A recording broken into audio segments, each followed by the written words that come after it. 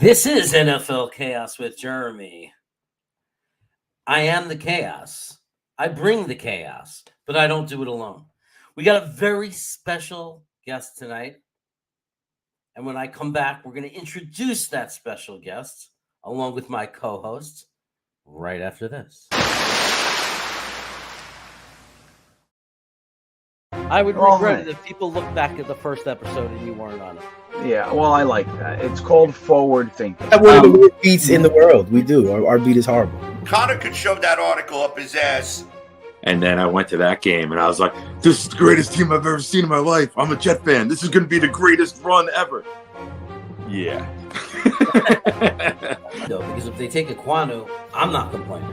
Joe Douglas is the king of keeping shit close to the vest. A 2, a 4, and a 6 for Darnold? Did the Jets really ruin Sam Darnold, or did Sam Darnold just suck all along and we were just trying to talk ourselves into it? And Hamilton is a player who could potentially make a very big impact. And suddenly here we are today, you can't get rid of him. Right, it's like a plague.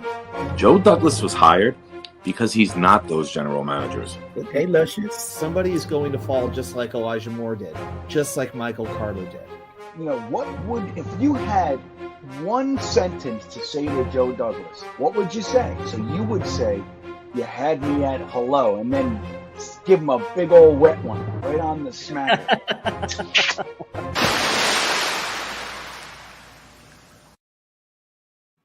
All right, everybody. Everybody's raring to go, and I'm not surprised by it. There's nothing harder than to be at work and to just be hearing craziness. Like, all of a sudden, out of nowhere, Kansas City's trading Hill. What? And the Jets are one of the two teams in the running. What? I could not believe what I was hearing. And I was hearing crazy stuff. The Jets offered 10 and 35 and 38 and 69. I'm like, what the hell is going on? And before I even knew that it was resolved or settled, I'm on Green. I see Green Bean Live going crazy, and I don't even know what's going on. I'm stuck at work.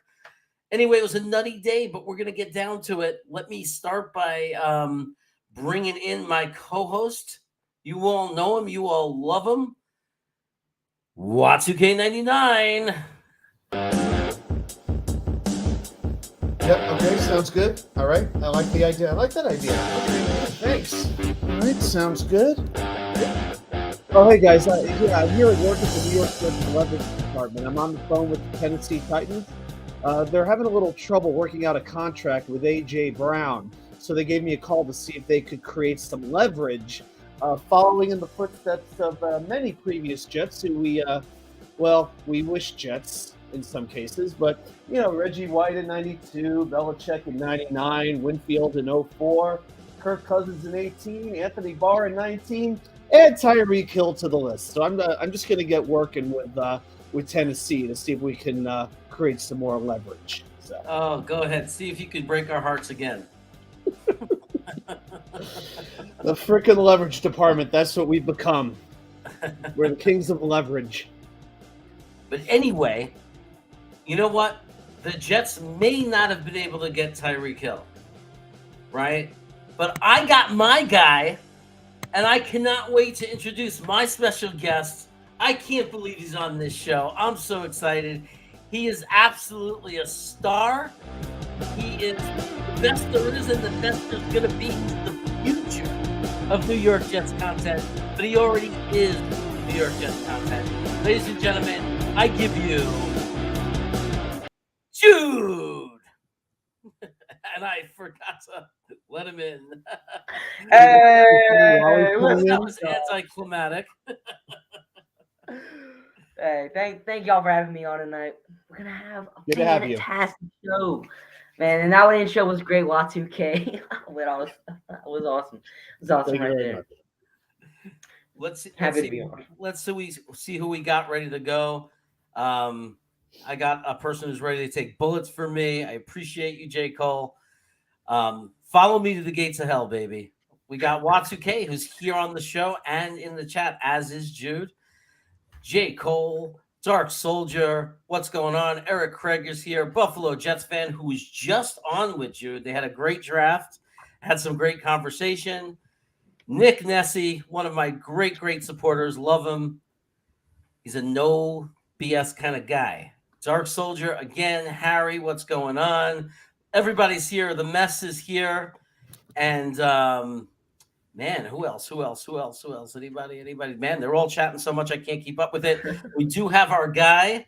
Our guy is here, Rusty Spooner, the man who finds all the diamonds, those diamonds in the rough. So when the draft day comes and we're in rounds 4 and 5, we're going to be screaming out names thanks to him. And we got Steve T in the house as well. So everybody's here. People are piling in. So that's exciting. That's good stuff. Just wanted to acknowledge everybody in the chat so far.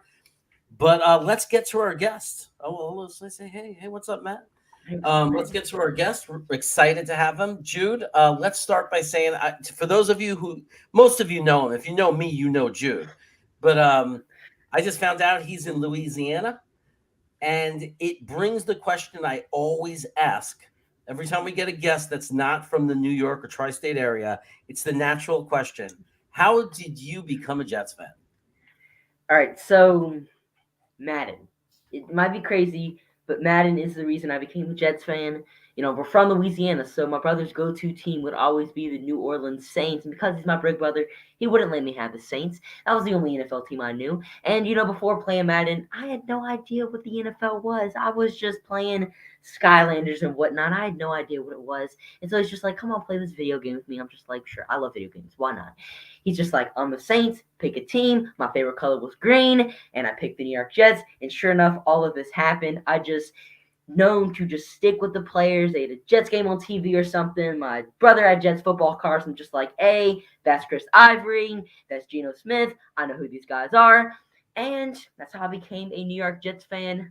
Did not know that they were, you know, the New York Jets. But, I mean, my first season watching them was 2015. It was, you know, a good season. I was just like, yo, we're actually a good team. We're going to make it to the Super Bowl in 2016. And then sure enough, we go like 4-12, and it's been rough going ever since. But I mean, hey, I'm here till I die. Oh, and many people have stories like that.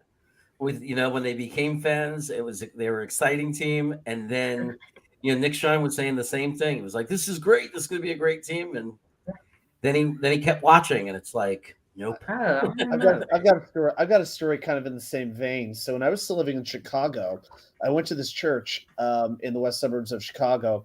And one day I ran into this kid, maybe like 14, 15 years old, and he's got a Jet jersey on.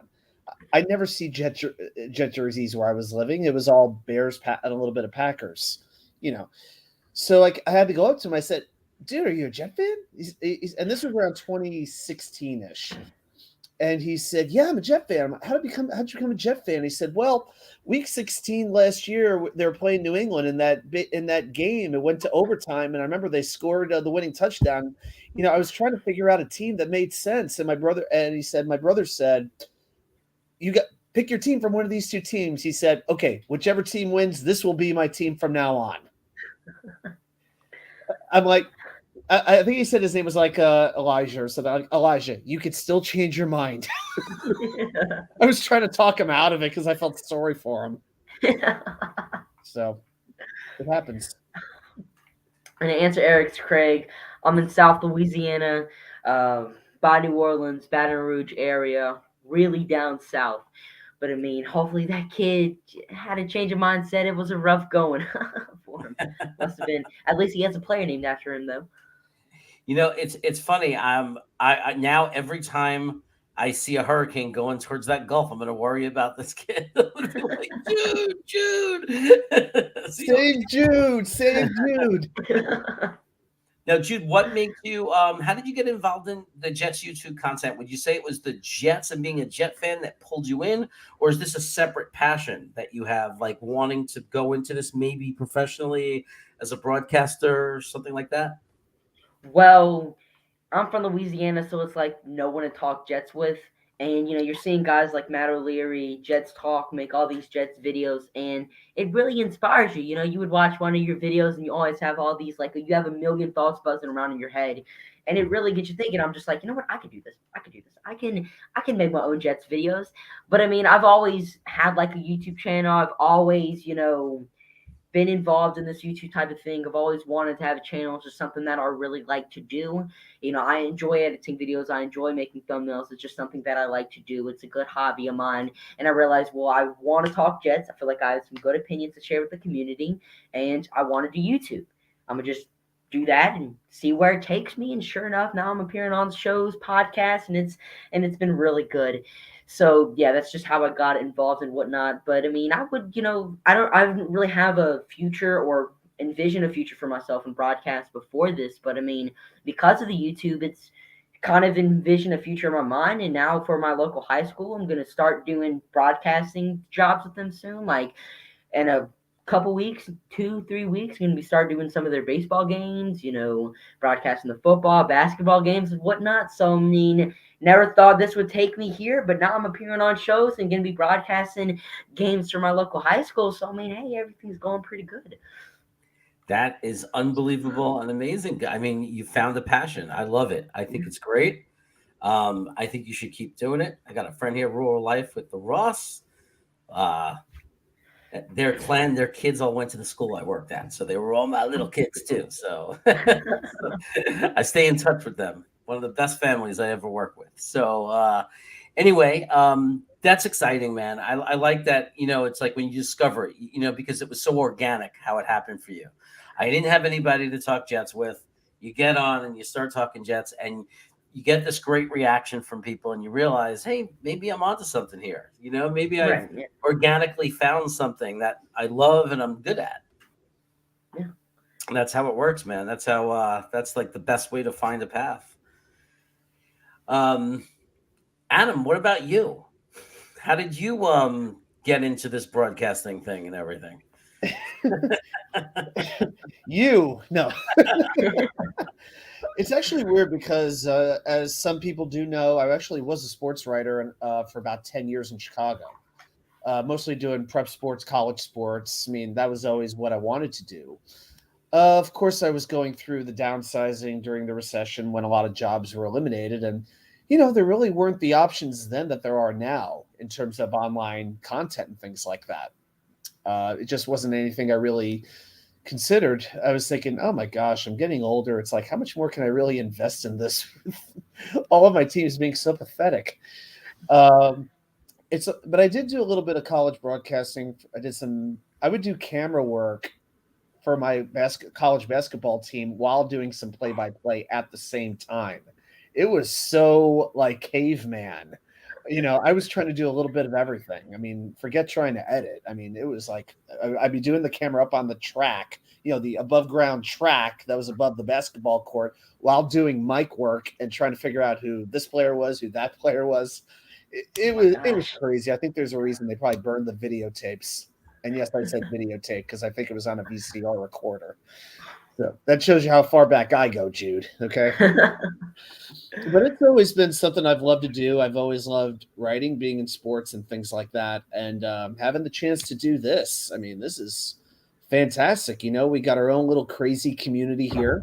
And who knows, it's, size is great, but you know what? The community is there. And it's something I look forward to every week. And I get to meet people like you. So what's not to love about it?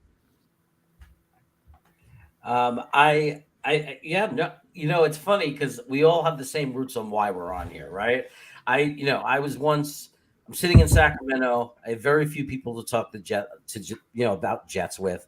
I have a family from the Bronx. They're all Jets fans, but they're busy. Their kids are doing the different sports thing. And I'm just like, man, I just want to talk Jets. And one day something just possessed me to look on YouTube and search for like something just about Jets. And, I think I stumbled into O'Leary, and then I was looking for him, and I found the panel for Jets 24/7, and I said, this Green Bean guy is hysterical, so I typed and searched his name, found his thing, started watching. Then the next thing you know, I once, he put the live stream on during the draft show last year, and I hit the link and waited in the waiting room. They pulled me in. I started talking Jets with them. And it was just born. It just started to happen. It went from, I mean, it happened like so fast. But and same thing, Jude. Even though I have a career that, as far as my livelihood, um, this is a great passion for me to sit and to be able to talk about Jets. And it relieved a void, and then went beyond that, because now it's beyond just being able to talk about Jets. It's being able to meet people and entertain people and create lots of relationships, and it's been incredible. So tonight, I mean, today obviously was a big deal, right? It was absolute chaos today. So all this happened with this Tyreek Hill thing. It all came out of nowhere, and this started fast and ended fast. I want to break this down into two things.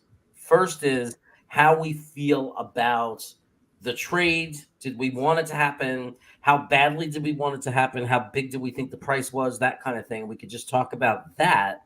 But also, I wanted to clarify something. I see a lot of people on Twitter, and a lot of people are blaming Joe Douglas, and they're saying he failed us. And I want, before I give my take on that, I'll start with Jude. How do you feel about that? What do you have to say to people who think this is Joe Douglas's fault? Now, before I talk, J. Cole in the chat wants me to ask you if you like roast beef. Says it's an inside joke. You just get it out of the way. Tell us what your favorite soup is, and if you like chicken cutlets, dude. Get it over with. Because if you like soup and chicken cutlets, J. Cole will make it for you. Yeah, he might get jealous of you. He's gonna think J. Cole's gonna think that he's now the forgotten son of Jeremy, and that you are now the priority. So just be careful now. But now this whole Tyreek situation, it's 100% not Joe Douglas's fault. I mean, Kansas City literally accepted his offer, said, you know what, this is a good offer. We'll give you Tyreek Hill in exchange for this offer. But they respected Tyreek Hill as a player, as a person, and they said, you know what, we're going to let you choose your new home.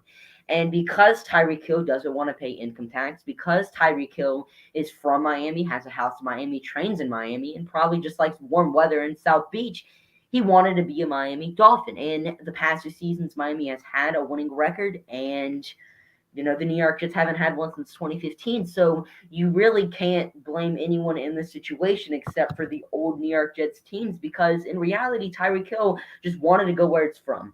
And the Chiefs general manager wanted to trade Tyreek Hill where he wanted to go, and it's 100% not Joe Douglas' fault. He was willing to give Tyreek Hill the money he wanted. He was willing to pay Tyreek Hill or make Tyreek Hill the highest paid receiver in the NFL, and he was willing to give up premium assets for him. It's just he wanted to be a Miami Dolphin, and that's why he's not a New York Jet.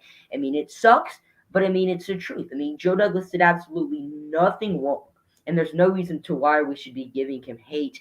And it's silly that people are even doing it. I mean, they just take one glance. Adam Schefter, I want to say, put out a tweet, and I really do think it put the Jets in a negative light. He started off by saying the Jets didn't offer Miami a first-round pick, and it honestly kind of drove me the wrong way. I'm just like, well, no wonder he didn't become a New York Jet. And then, you look more on Twitter, and it's just like, well, they accepted our offer, and Tyreek Hill chose Miami over the Jets.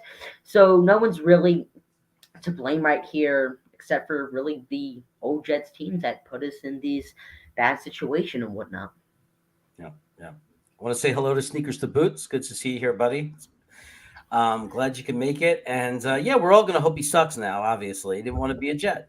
And Adam, how do you feel about the blame going to Joe Douglas? I think it's just impatience from Jet fans who are just looking for something to blame him for. I think that if we don't have the turnaround in 1 year, 2 years tops, then they've decided that this guy is not competent and that they want him out. I don't think there's anything too complicated about it, because if you look at the details, like Jude said, Kansas City accepted his trade offer, which did not include a first-round draft pick. It was 2 2s, a 3 for Tyreek Hill, and I believe it was a 4th-round pick or a late 3rd-round pick, or late 3rd, I think it was. It was a 3rd or 4th, but 103. So to me, it's like that is a heck of a trade offer, and I'm pretty sure that JD would have had every intention of trading down with one of those first-round picks to collect more draft picks. So to me, when I saw what that trade offer was, I'm like, it hurt more when I saw the draft pick. I was already hurt when I saw he was going to Miami, and it hurt a lot more because it was a divisional opponent. And to be honest, I really thought we could pass Miami this year. When they fire Brian Flores, I'm like, this organization is clueless. They have no idea what they're doing.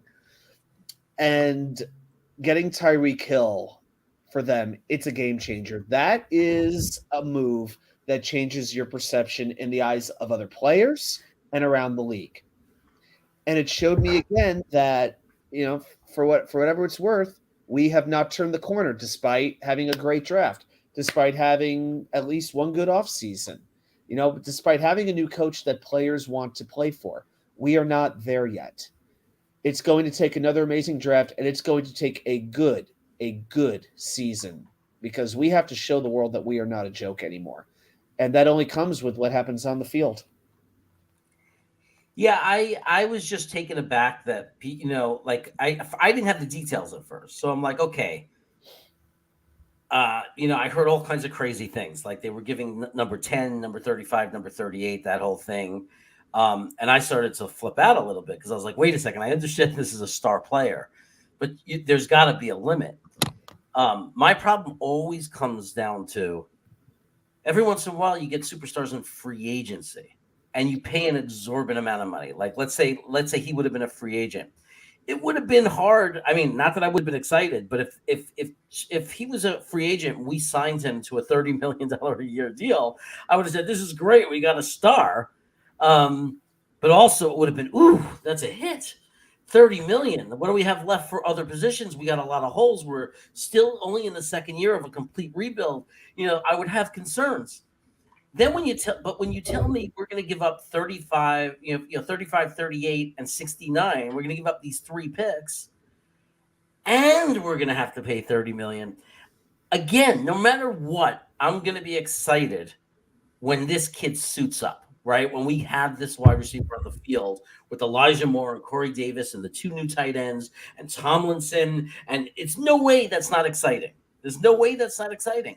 But to me, my feeling was about this trade was I'm not going to be brokenhearted because it was very even. There was a big cost. Now, if fast forward 2 years from now, let's say we made the playoffs, we lost in the playoffs, we won 11 games. We're now on the cusp of being a team that can compete for a Super Bowl. Very different situation because that's the icing on the cake. That's the guy who could put us over the top and we could win a Super Bowl. So that would be, oh, man, we almost had it. We almost had the guy who can do it. Tyreek Hill on this team doesn't make me think we're winning the Super Bowl. And it worries me that in 2 years, when we are a team that can seriously say we're competing for a Super Bowl, how old is Tyreek Hill? And are we even keeping him on the field? And for someone to say, oh, well, we need him for Zach Wilson's development. 30 million and 3 draft picks. We need to give all that for Zach to have a better development and to have him on the field. So, again, I'd be excited if we would have gotten them. But to me, there was good and bad on both sides, whether the deal went through or not. And I'm not brokenhearted. Part of me is disappointed and part of me is relieved because I feel like it would have been so much to give. And I won't even answer to was it Joe Douglas's fault? You guys said it fine. There's no reason for me to address it. It's absolutely just ridiculous in my mind that that's even in the conversation. So Jude, how do you feel about that? What I was just saying. So how disappointed are you that it didn't go through or not disappointed are you? Do you feel it was like kind of an even balanced trade or are you completely brokenhearted because it would have been the greatest move for us or like, where do you stand on this? Well, as soon as I got up from school, I changed my profile picture on Twitter to Will Smith paid me because that was what my feelings were. I was just so devastated that we couldn't land Tyreek Hill. I mean, I'm checking. I literally went onto the, my computer classes during lunch, right? So I just search up Jets, see if anything happens. I'm just like, we're most likely not signing a big player or anything, but maybe someone gets traded. Sure enough, someone did. But like the first thing that shows up, because like right whenever I checked the computer, it was about like a couple minutes after the trade actually happened. So there was a bunch of news articles saying about how like Tyreek Hill is getting trade interest from the Jets and Dolphins. I'm just like, let's go. I scrolled down a bit and I just see Tyreek Hill's Miami Dolphin. I'm just like, oh my gosh, come on now. I mean, as Kevin was saying on the stream earlier, it's a double whammy. We don't get Tyreek Hill, and he's going to a division rival. And the fact that he's going to Miami sucks because, the AFC is just so good now. I mean, if the New York Jets were in the NFC, there's a legit chance that we're competing for a playoff spot. But now you're looking at the AFC. The entire AFC West could be playoff teams in 2022. Maybe the entire AFC East, depending on what our draft looks like, could be playoff teams. That's 8. There's only 7 spots in the playoffs. And, Cleveland has Deshaun Watson now. They got Amari Cooper. I mean, the rest of the team is kind of shaky, but, that defense isn't terrible. You got Myles Garrett. You got 2 really good young cornerbacks. Baltimore Ravens, they got an MVP quarterback, Lamar Jackson. Plus, they just signed Marcus Williams. And, they got Morgan Moses, but I just wanted to say that. But, it's just like, the AFC South, you got Tennessee, who was the number 1 seed. Jacksonville, who knows what their moves are going to do for them. They're either going to play really good or they're going to be really bad. And then you also got, not Houston. Houston's in some type of world right now. But, it's just, and the Colts just got Matt Ryan. So, every team in the AFC is looking really good. It's like every team could make a legit chance to be in the playoffs. And there's only 7 spots. And so, it's just like we needed Tyreek Hill, I really do think, to compete. Yes, he might not help us make it to the Super Bowl, but if we want these top players to start coming here, then getting a player like Tyreek Hill to help our wins boost up would be really good. You said in the chat earlier, Jeremy, how 8 to 10 wins would, really make these star players come to the New York Jets. And I agree with you. And, getting a player like Tyreek Hill, who is a 6-time Pro Bowler, he's made a Pro Bowl every single season of his career. He's a 3-time All-Pro. Like every other season, this man's making an All-Pro team. So it's just like, if we want to make these superstar players come, you got to get these superstar players in return. And it could have a nice trickle down effect. I know $30 million is a lot for a receiver, but we're going to be paying hopefully Zach Wilson that one day. We're going to be giving Mekhi Becton and Elijah Vera Tucker that money one day. Maybe even Elijah Moore, whoever we draft at 10, if it's a wide receiver. So while you might not, $30 million is a lot for a receiver. But if you're wanting to be a winning team and you want to have these superstar players, eventually you're going to have to give them those huge contracts. Eventually you're going to have to pay a receiver $30 million a year. So it's just like, it's just crazy. But get Mo Hill and Tua aren't going to match because Tua sucks.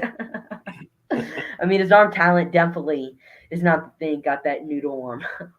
But all I'm going to say is wait till the first Tyreek Hill screen pass against the Jets when he takes it 95 yards to the house. That's what we got to worry about. Hopefully Jordan Whitehead could stop screens, but oh my gosh. He can. Oh, he can. Oh, he can. Okay, well, at least we got a screen stopper. But I just wonder why teams that run a screen and lost every single time last season. Our defense could have given up the most points in NFL history if teams just ran screens all the time. But just Tyreek Hill to Dolphins definitely sucks. Yeah, it does. It's not great that Miami got him. That's the worst part of it to me, for sure. Is the NFC? Are they going to get any players over there? What's going on here? They've got 3 legitimate teams, maybe 4 at the most. Exactly. It's LA, Tampa, maybe Green Bay, although they've lost Devontae Adams. I expect them to load up on wide receiver. Dallas hasn't had a very good offseason. Who else is there? I think San Francisco, maybe. Thanks. Yeah, just depends on. I say San Francisco, depending on how Trey Lance looks, but that's the big if. What's Trey Lance going to be? Yeah, exactly. Seattle's on their way down. Arizona, they're we don't know exactly what they are, but my gosh, let's just make the NFC a 14 playoff and make the AFC a 12-team playoff. That's what we might have to do. But anyway, Watsuke, let us know, how do you feel about how do you feel about it? How brokenhearted are you? I remember in the 45 minutes or so from the time that the potential news broke to when the news actually came down on where he was going to go, it felt like I was getting teased the whole time, just chasing after the cute girl who it's she's probably not going to give me the date. She's probably going to go with this guy, but I'm at least going to take my best shot at it. And at the end of the day, she took him and not me/us. So I felt like I got cock teased. for Yeah. about 45 minutes today. That is Yeah. that is the simplest way I could put it. We are the bridesmaid. We are not the bride. And I want to know one day, when is it going to change? When are we going to turn the corner? When are we going to be the team that good players long to come to play for? Because we have not been that in a long time. And like I said, that is going to take it's going to take more time because we talk about how we're building this thing the right way, and Joe Douglas is building it the right way through the draft, and I believe that. But as this conference continues to get better and better and better, they're it's like we're going like this, but these other teams are going like this, and we just can't reach the top anymore. So, again, at the end of the day, there's only 7 playoff spots, and right now, it's only one team that got better, but it's a team that we have to play twice. And I never thought that I would see Tyreek Hill leave Kansas City at least for another couple of years. I never thought he would leave Patrick Mahomes. So the fact that we got to deal with him twice, it's like Miami went from a team I thought we could pass to a team that's going to be a team that won 9 games last year. We don't think about that. Exactly. Granted, it was with Brian Flores, but they're going to be a legitimate playoff contender. Yeah, and the thing to note here is that JD tried. So when we talk about, and what Jude was saying so eloquently of, bringing in a superstar to show other players this is a place you want to be and helping us become a winning team, it's not like JD wasn't on the same page this time. It's not like we have a GM that doesn't realize it. He was about to give up a tremendous haul to get this player. And we didn't because we're not winning yet, right? We won 6 games in the past 2 seasons. Now, Nick in the chat has been saying it all day, like whether it's on Twitter or any show we're on, Nick's been saying we need to build through the draft and we need to hit. We need to nail this. We need to develop players and get good because we're going to keep missing out. We're going to keep being the bridesmaid that's never a bride if we don't hit, because obviously it's winning. If we come in next year and we get up to 8 or 9 wins, that's when the league's going to turn their head and notice. Say, wow, look at all these great young players they got. If Zach Wilson takes the next step forward, they got a great young quarterback. Now suddenly these free agents see this as a place where they can come and win. So I can't even begin to express how deeply I believe the 2 things that absolutely have to happen if this is going to work is we have to hit on these draft picks. And then number 2, Zach Wilson has to progress and take the next step. He has to be the man. It will destroy us if he pulls a Darnold on us. Like if he regresses or just stays the same and doesn't take steps forward, we're in a lot of trouble. How do you feel about that, Jude? I mean, Zach Wilson definitely has to take that next step. I mean, you look at all these good teams in the AFC. I mean, the AFC is just filled with good quarterbacks. Deshaun Watson, Patrick Mahomes, Josh Allen. We have all these rookie quarterbacks. How is Mac Jones? How is Trevor Lawrence going to turn out? And you just have all these good QB. I mean, don't even get me started on the AFC West, too. I mean, Derek Carr, Justin Herbert, Patrick Mahomes. I mean, and now Russell Wilson. I mean, there's 4 top 10 quarterbacks in that division.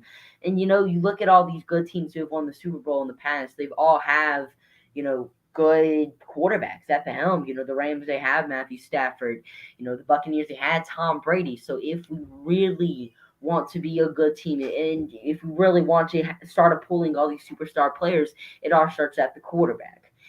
So, we just got to have hope that Zach Wilson takes that next step. And what we saw from him in those last 5 games in 2021, there was definitely a lot of progress. I mean, he almost beat the former Super Bowl champion Tampa Bay Buccaneers, a team that won their division and made the playoffs all the way to the divisional round with Braxton Berrios as our wide receiver number 1 and Kenny Yeboah, who I don't think had a single reception until that game as our starting tight end, plus with 3-4 backup offensive linemen. I mean, now, because we're always saying, if we had Corey Davis, that would have been a win. If we had Elijah Moore, that would have been a win. And that's absolutely correct.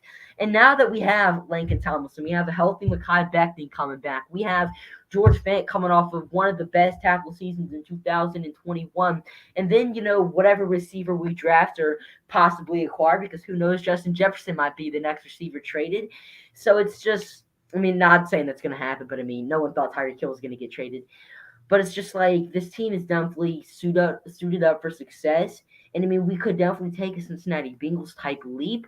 But it all starts with the quarterback. And if Zach Wilson turns out to be Sam Darnold 2.0, Joe Douglas is most likely out. Robert Saleh might be out. This team is just not going to go anywhere if we don't have that quarterback. Yeah. I want to acknowledge submissions in the chat. Thanks for being here, buddy. Gitmo Bob, we never formally said hello and welcome. And I don't think I called out Eric Craig's name. So Iowa Jets fan, thanks for being here. Dark Soldier has a question that he doesn't want me to ignore, and I don't ignore my friend Dark Soldier. So, and this is a really good point. It's an interesting point. Wouldn't it have been a waste of draft capital to get Hill if we plan on being a 12-22 personnel and we have more who's similar to Hill? This is a very Frankie from Flatbush type of question because he loves to talk personnel. And it makes a lot of sense, right? If we're playing a lot of 22, if we're playing a lot of, well, I'm not going to say 22. I think 21 is more common when we go with two backs. If we're playing 21, if we're playing 12, we only have two wide receivers on the field. If we're playing a high percentage of our plays that way, is it a waste of draft capital? Because do we really need to be that stacked at wide receiver? What do you guys think? I'll start with Jude. Zach Wilson, he needs that deep threat receiver. And, post-injury, Zach Wilson really never got to play with Elijah Moore. Everyone remembers that, Elijah Moore, he was open down the field in that game against Cincinnati, and Mike White overthrew him. If Zach Wilson's on the throw, that's a touchdown. And Elijah Moore can definitely be that deep threat. But if you have the ability to pair up Tyreek Hill, the best deep threat in the game, with one of the most, rocket arm quarterback. Zach Wilson has like the 5th most arm talent in Madden as a rookie. I don't want to bring up Madden or anything to be that guy, but still, Madden rankings are not just going to completely be untrue. To have the 5th strongest arm as a rookie, that's pretty cool to have. We saw it in the Tennessee game. He threw a 50-yard bomb with a flick of his wrist. If he could have Tyreek Hill throw the ball to, that would be pretty good. But if you have Tyreek Hill, I definitely think we could maybe change up our personnel a bit. Now that you have Tyreek Hill, you want to use your playmakers in the best way possible. So if you have Tyreek Hill and Elijah Moore, and you want to use Corey Davis too, there's no stopping us from using, those 3 wide receivers. You could take off Corey Davis, you could take off Elijah Moore, and, use the 2 tight ends, or if you want to bring in the running back, you could do so. But I just feel like you get whatever would help your quarterback the most. You get whatever weapons would make this offense, more explosive. I don't know if y'all are watching that Winning Time series on HBO, but the whole thing they were trying to make basketball sexy, and you get Tyreek Hill, you make the football sexy. So it's just, you need to get those big playmakers for Zach Wilson, someone who really fits him. And if you just get that deep threat for Zach Wilson, I just feel like that's a great signing. I know it might not fit best within the personnel, but it would definitely benefit this team a whole lot. Yeah, and it's not like we never put 3 receivers on the field. Exactly. And it's not right. Because it's a percentage of the time, and it's also not like we're not going to benefit when it's 3rd and long, 2nd and long, when we're behind in a game and trailing, when we're in a 2-minute drill. To have those guys. This is all a big part of the game. How many games come down when you're competitive to those final minutes? And in those situations that determine games, especially when you're on offense, you're not playing 21. You're not playing 22. You're playing maybe 1 back in the field. You're playing 11s or even 10. So you're going to have a lot of receivers out there in times when it really impacts the game. Adam, how do you feel about this? I think Mike LaFleur, one thing we've learned about him, he will play the guys who earn playing time. When he sees a certain personnel formation does not work, he will abandon it and he will change to what suits this offense. And I feel like too often we have had offensive coordinators who did not do that, or defensive coordinators who did not do that. Like look at what we did with John Abraham. Look at what we did with Jonathan Vilma. A new coach came in. They couldn't, they didn't see them as fits in their new systems. Therefore, we got rid of them and we paid the price for it. So to me, if you have that kind of talent, if you have Davis, Moore, and Hill, you just find a way to make it work. And a good offensive coordinator finds a way to come up with plays and formations that best benefit those players. Now, he might lean towards 2 tight ends, but yes, 7 all these personnel. But I haven't seen a whole lot of 22 personnel. Like I had to think about that one for a moment. Put it this way, we got to upgrade our running backs a little bit in my mind. I mean, I love Michael Carter, but I think we could use another running back, preferably a power running back who could get that 3rd and 1, because right now we are lacking that. I'm really interested how tight end's going to shake out. I think we're going to have a few twists and turns as far as that goes. I still think we're going to draft a tight end at some point. Is it bad for me to say I think there's going to be an injury somewhere along the way, and that's going to kind of take care of it for us? It's just we know something is going to happen. So I don't mind having the depth, because how long have we been complaining about depth? And, another thing that I've noticed, I feel like Zach Wilson just tends to have natural chemistry with certain receivers. He has it with Braxton Berrios. I think he has it with Corey Davis. Despite the drops, he looks at Corey Davis. He focuses on him. I don't think he had it with Keelan Cole at all. I don't think he really had it with Jamison Crowder, even though Crowder caught the most passes of anybody on the team. So one of the things that I think I'm really going to be looking at is what kind of receiver is a tendency with what kind of receiver works with Zach Wilson and what type doesn't. And I think that's something we'll have to watch closely throughout training camp, preseason, and into the regular season.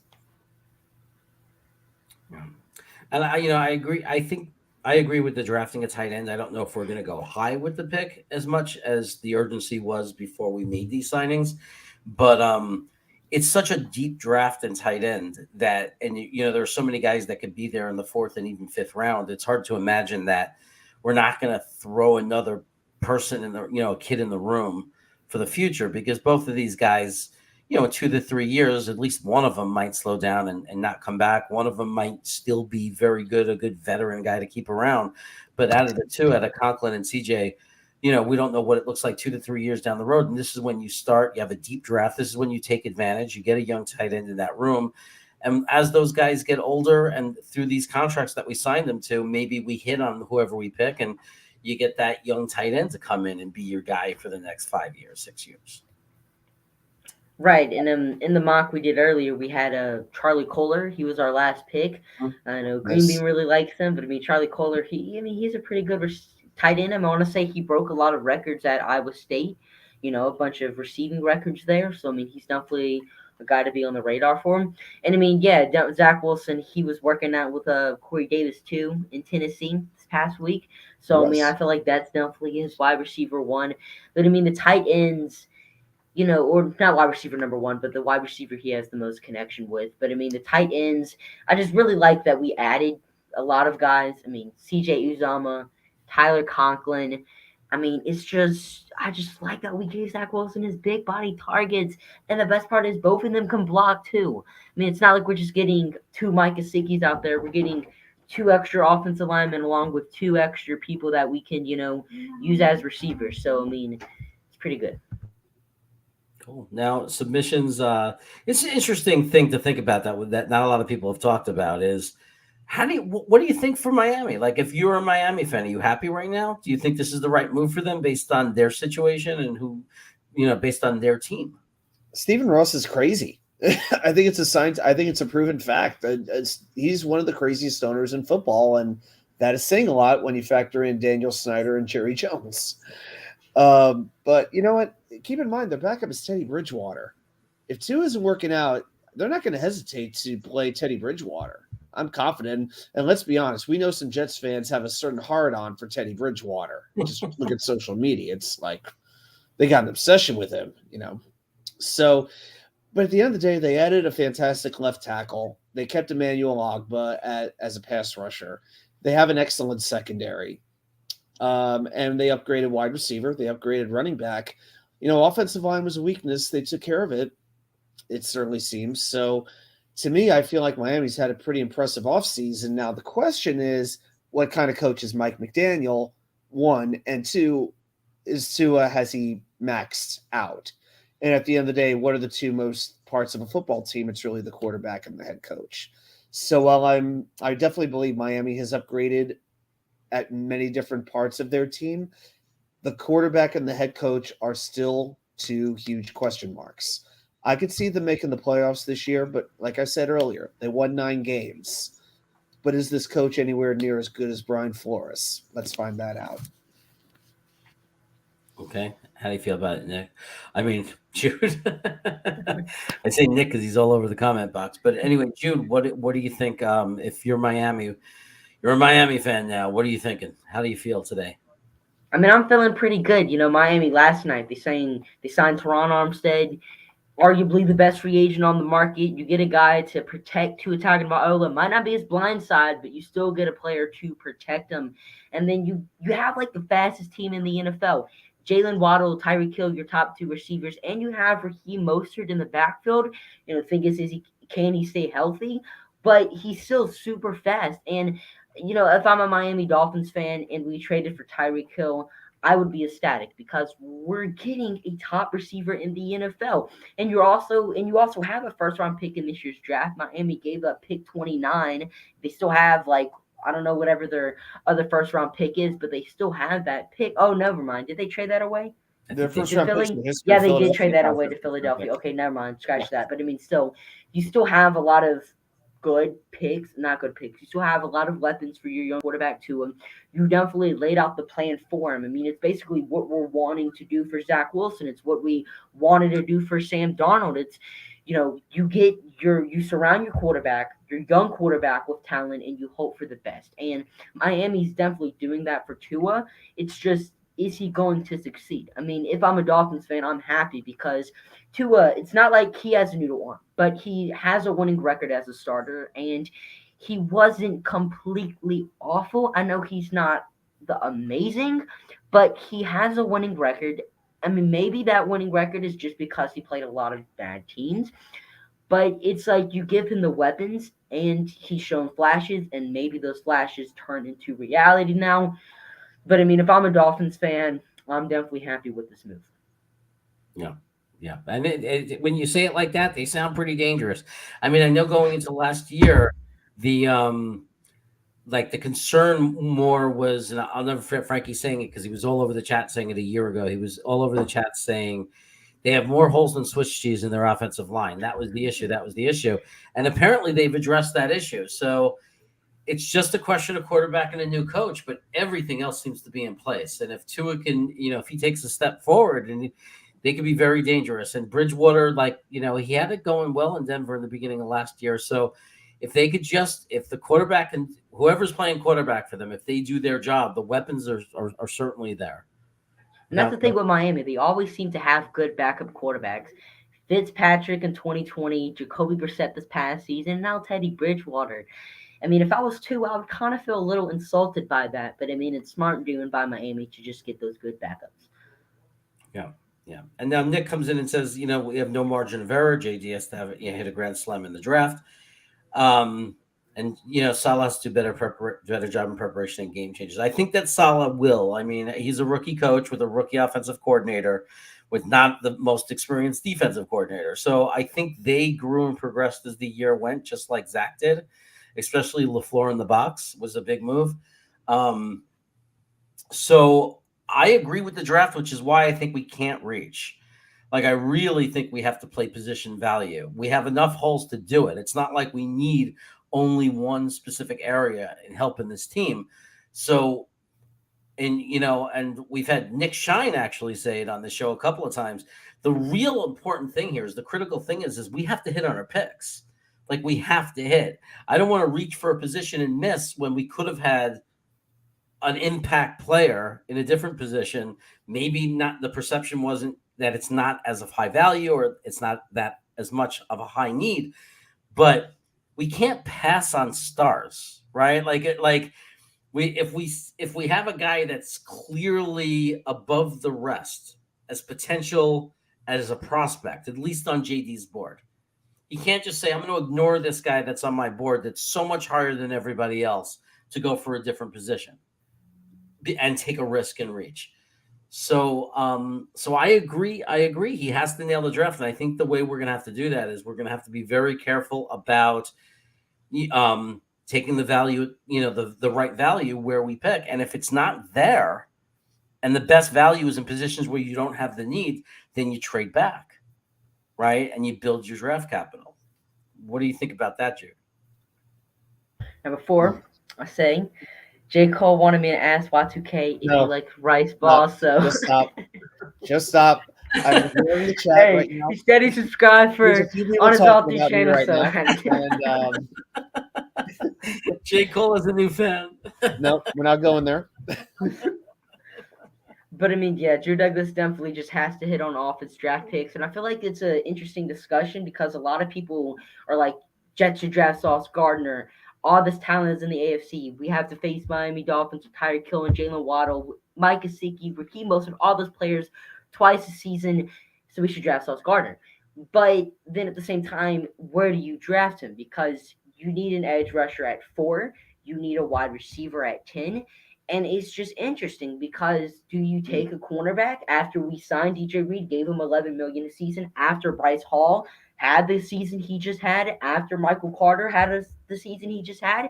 So it's just interesting to see how do we want to draft a cornerback? I mean, are we even going to draft one at all? I mean, personally, if I'm Joe Douglas, I'm saying we need an edge to go after these quarterbacks, and we need a wide receiver for Zach Wilson to throw to more than we need a cornerback. And I definitely feel like, because people are saying, this wide receiver class is deep. We can draft a cornerback at 4 or 10 and take a receiver at like 38 or 35. But we said the same thing in 2020. This wide receiver class is deep. Denzel Mims is a 5th string wide receiver. Van Jefferson, who wasn't terrible last season for the Rams, is like going to be the 4th string receiver if they re-sign Odell Beckham Jr. And I mean, this past season, Tutu Atwell, Dwayne Eskridge, 2 receivers who were taken in the 2nd round. Now, to be fair to Tutu Atwell, he did get hurt, but he played in like 10 games and barely did anything. I want to say he had like 50 to 100 yards for a 2nd round pick. I mean, that's not what you want. Laviska Shenault, he's not a wide receiver number 1.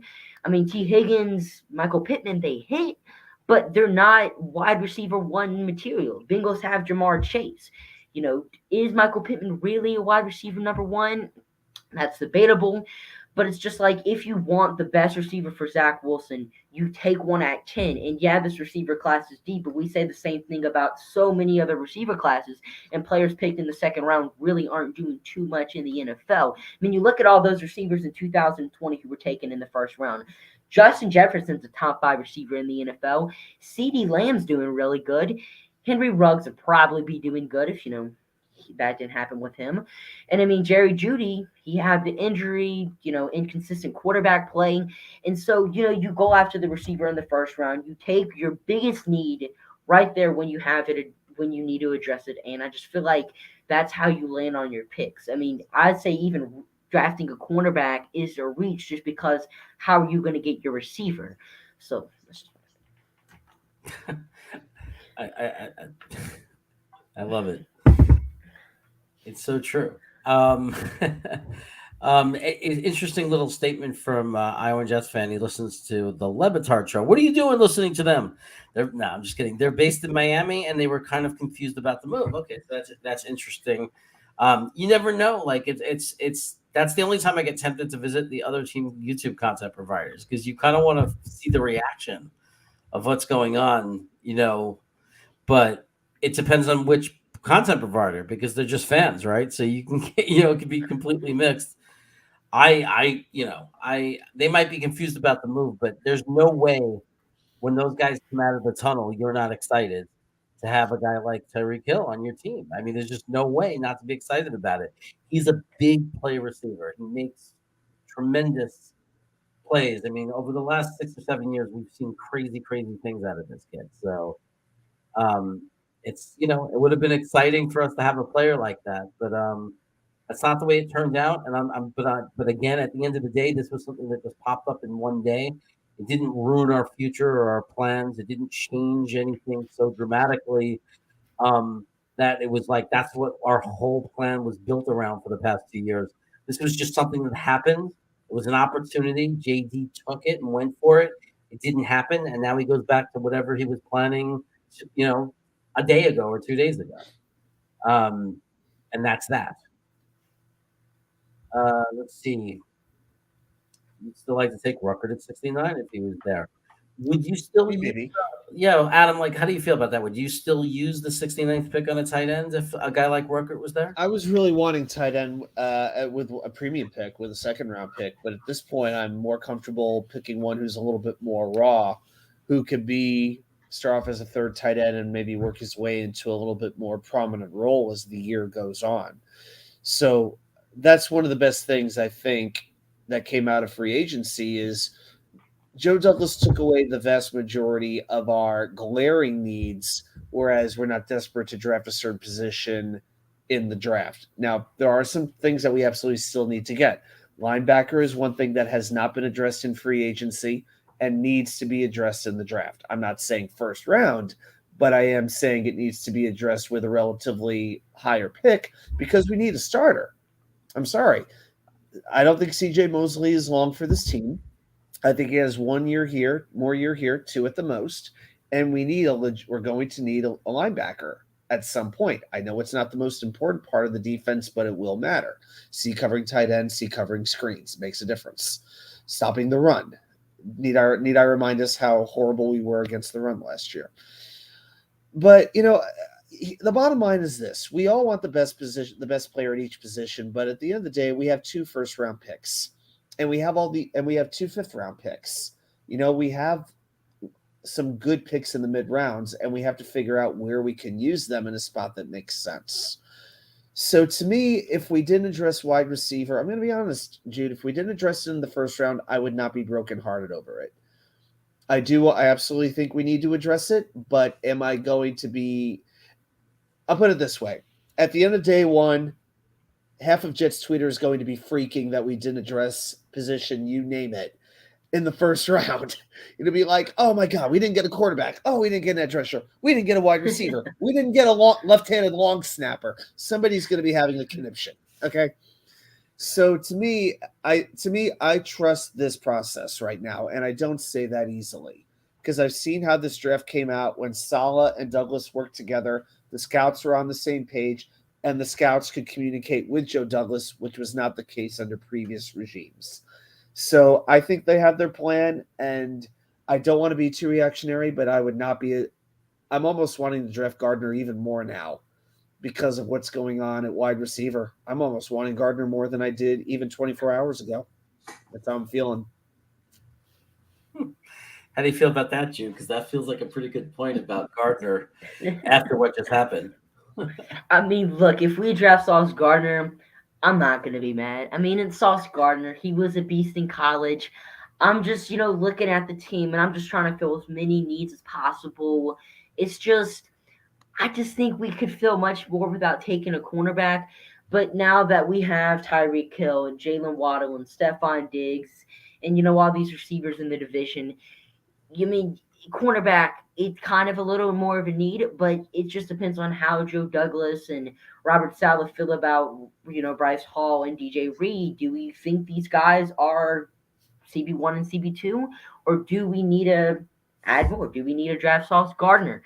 I just feel like in the draft, we should just take as many positions as possible. I feel like our first 5 picks should definitely be, not in any specific order, but I mean, edge, receiver, safety, interior defensive line, linebacker. I just feel like that's what we should get, with our first 5 picks, solve as many needs as possible. But I mean, hey, if getting Sauce Gardner means that our team becomes better in the sense of locking up Tyreek Hill and whatnot, I'm all for it. And I mean, drafting a receiver in the second round is not the end of the world. We can definitely find a stud. We could definitely find a really good receiver in the second round.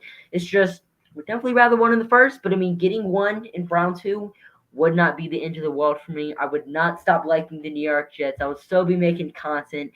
So, I mean, it's not the end of the world. I would be fine with taking Sauce for, I don't know about 4 if KT is available, but I mean, in the first round, getting receiver in the second. But yeah. Okay, it's yeah. Again, it's also who you're gonna get, right? Because I mean, Dotson, for example, is a player who might, be there. We might, let's say we took Jahan Dotson at 35. What if he's the stud receiver of the draft? What if he's the guy that comes out as that WR1, like in that superstar? It's hard to know. I think that, at the end of the day, JD has a board and his scouts, and they have what they believe is the right thing. And that's why we don't know if they're going to go first round wide receiver or second round, because the guy they love, they might believe is going to be there in the second round. And they might say, you know what I mean? So they might say position value. We don't have to grab we're going to get our guy in the next round. There's just no way to know. And one example is not Elijah Moore, because people say Elijah Moore. No, because he didn't think they were getting Elijah Moore. He thought when he traded up for AVT, one of the negatives of that trade in their mind, one of the things, that they were giving up in their minds was, we're not going to get Elijah Moore. That's why they were so thrilled when they got him. So they are willing to take chances, and, they're not ever sold too heavily on one guy. They have their board. They know they're going to miss out on certain guys. And then there are guys that if they have an opportunity, they're going to make sure they get the guy. If they have an opportunity, they'll trade up. They'll do whatever they have to do. It's just a matter of, we don't know who that is. We don't know what position or which player it is, but there's guaranteed, however many there are, whether there are 3, 4, or 5 players, there are some players that JD and the rest of the Jets organization desperately wants, that they're in love with. And hopefully, I would hope they're in the positions of need, right? That they're wide receiver and that they are linebacker and safety and, they wanted Chandler Jones in free agency. I mean, they made him an offer from everything that I've heard. I mean, that definitely indicates they're looking for a legitimate edge rusher. They're pursuing these guys. They pursued Cooper. They pursued Hill. But at the end of the day, I mean, a certain radio host was like, hey, I'm happy. At least the Jets are in the mix for these players now. I'm like, I don't give a rip about us being in the mix. You could be in the mix. You could be like the last finalist for 10 great jobs. But if you don't get hired, you're not making any money. Yeah. Come on. At the end of the day, we got to land somebody. And like I said, always the bridesmaid, never the bride. That has got to change at some point. Now, maybe we're a year away still from making our quote-unquote Stephon Diggs move like the Bills did. I could buy that. Mm-hmm. But it's like, well, okay, great. Who's it going to be? And Lord knows we never thought it would be Tyreek Hill. I mean, 24 hours ago, who thought Tyreek Hill was getting traded? Wasn't even on our radar, and now today people are jumping off cliffs. Exactly. Nobody expected that to happen. I'm sure if Manish Mader was around, he would have said, I knew that 2 weeks ago, Yeah. So hello to Friggle D. I see he's in the chat. Grandizer is actually a Dolphins fan. Grandizer 12 is a Dolphins fan. Everybody be nice to him. Everybody always is, because he's a nice guy. He's in a good mood. I can't imagine why. Yeah. So Grandizer, if you want to share, we're not going to think you're rubbing it in or thinking it's starting a fight. As a Miami fan, if you want to share how you feel about it, about how you feel about the trade, what you gave up, what you got, feel free to share that with us. We are curious, just like you're curious about what our take is. We're curious about what your take is. So feel free to let us know. If anybody attacks you, let me know. I'll take care of it. I think Stingley falls to 35, and no one agrees with me. Every year there are guys who fall that we never would expect to fall, right? I think to me it was Creed Humphreys last year. Oh yeah. If you would have told me Creed Humphreys would have fallen as far as he fell, I would not have believed it for anything in the world. So, do either of you think? I mean, what do you guys think, Jude? Do you think Stingley could fall that far because people's injury concerns with him? Now, as an LSU fan, I don't really think Stingley falls. It's just he's such a good player. The injury concerns are there, But I don't really. I think people are looking too much into. I mean, now a cornerback is a very hard position to play. He did miss majority of the 2021 season, but people are making this out like he has a huge injury history. But in reality, he really doesn't. People forget that in 2020, the college football season was cut short. LSU also didn't make it to a bowl game that season as well. So it's not like he didn't play in a few amount of games because he was hurt. It was because the college football season was cut short. And, one of the reasons he missed a game, too, he missed a season opener against Mississippi State because he had an issue with vapes. The vape, something happened in his lung one night before game day, and that's why he had to miss a game. And I believe he played in 7 games that season, so he really only missed 2 due to injury. So it's nothing even that concerning. And Derek Stingley is definitely cornerback 2 in this year's draft class. People say, oh, well, he doesn't have any interceptions since 2019. That's because nobody threw it his way. Ever since his freshman season, everybody was just like, I can't throw to Derek Stingley. Something bad's going to happen. And whenever someone did throw it to Derek Stingley, it either was not a catchable ball or Derek Stingley just had that good of coverage on him or he patted it away or people just didn't target to him at all. So it's just like, I highly doubt Stingley falls to 35, but I mean, there's always a chance. There's always a chance. Players fall every year. DK Metcalf was at the end of the second round, so literally anything can happen. But I just don't know if Stingley's going to be that player that falls. How about you, Adam? I guess what I'm wondering with Submission's comment is he also assuming that the Jets are going to pick Derek Stingley at 35 if he falls there? That's the part of the question that I'm curious. That's what I'm wondering about here.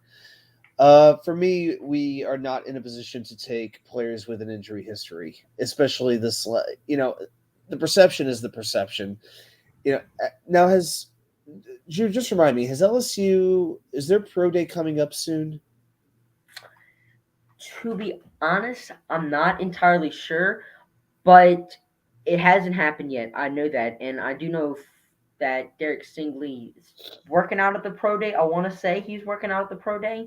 I want to say early April, like April 7th, 8th, something like that, 7th or 8th. I think it's I think it's not for another week or 2. I know it's normally LSU normally has its pro day in April, but let me look it up. LSU pro day. Yeah, because I would be very interested to see how he works out over there because he wasn't at the combine. I need to see what kind of condition the guy's in. If it's just so hard for me to do this to go with Derek Stingley.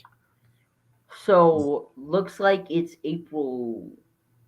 Oh, never mind. That's Louisiana Lafayette. Oh, okay, never mind. So, do we have any Louisiana? Hey, Rusty, we need some Louisiana Lafayette diamonds. Let's go. Come on.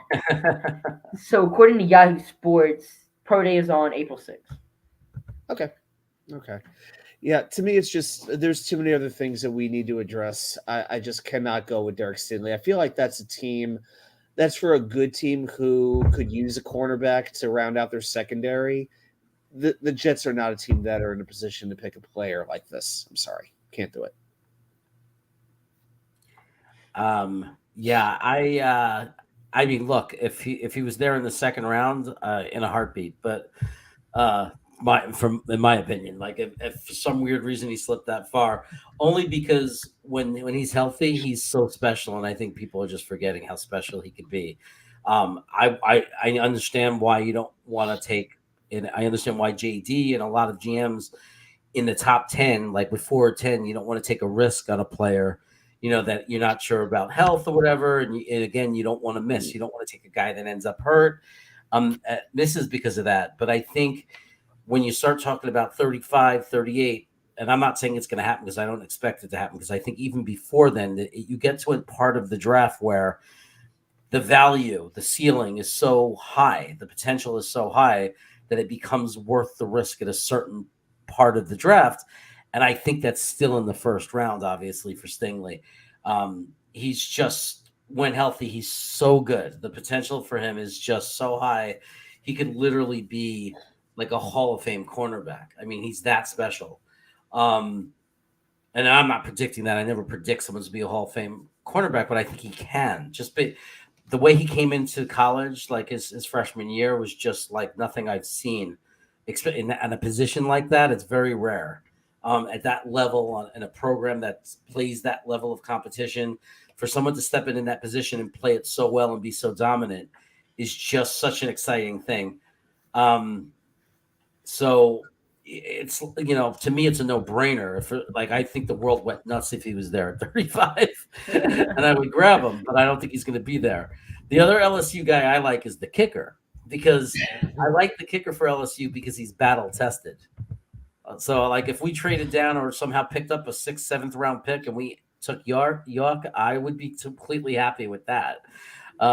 Because I like guys that not only do they have the leg, but they've done it in real situations. And LSU, has had big games where he's come up and made some big hits for them. So I like that. York has kicked the game winner against Florida. I want to say it was a 57-yard kick. But, back when we were saying about Stingley, 6 interceptions as a freshman, SEC level, insane. But the thing is, though, with Cade York, and this might be the only time I'm not up for taking a player from LSU, it's because I really think we have something in Eddie Pinheiro.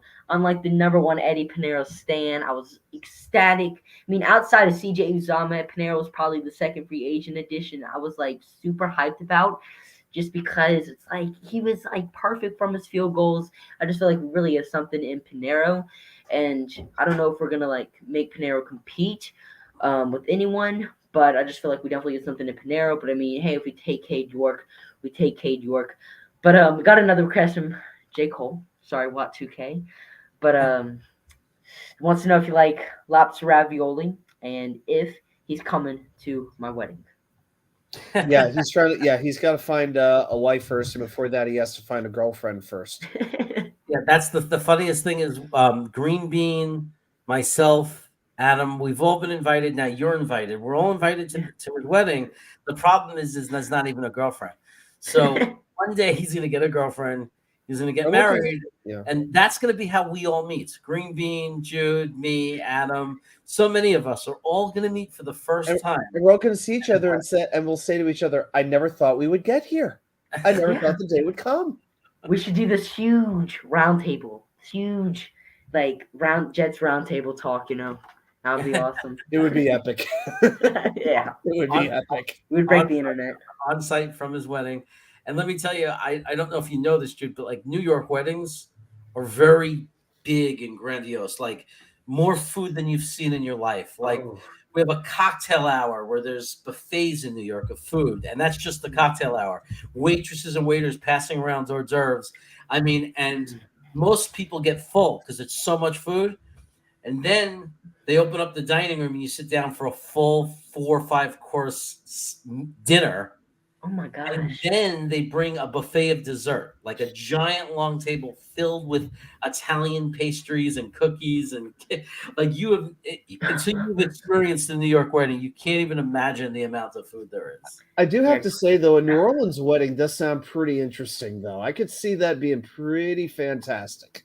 Oh, it just depends on what the person is, though, because some weddings really classy, some are just awesome. It just depends on the person. But Cole definitely gotta invite me to that wedding, man. Yeah, I could see New Orleans having a few drive-through wedding places, kind of big. I could see something like that going on.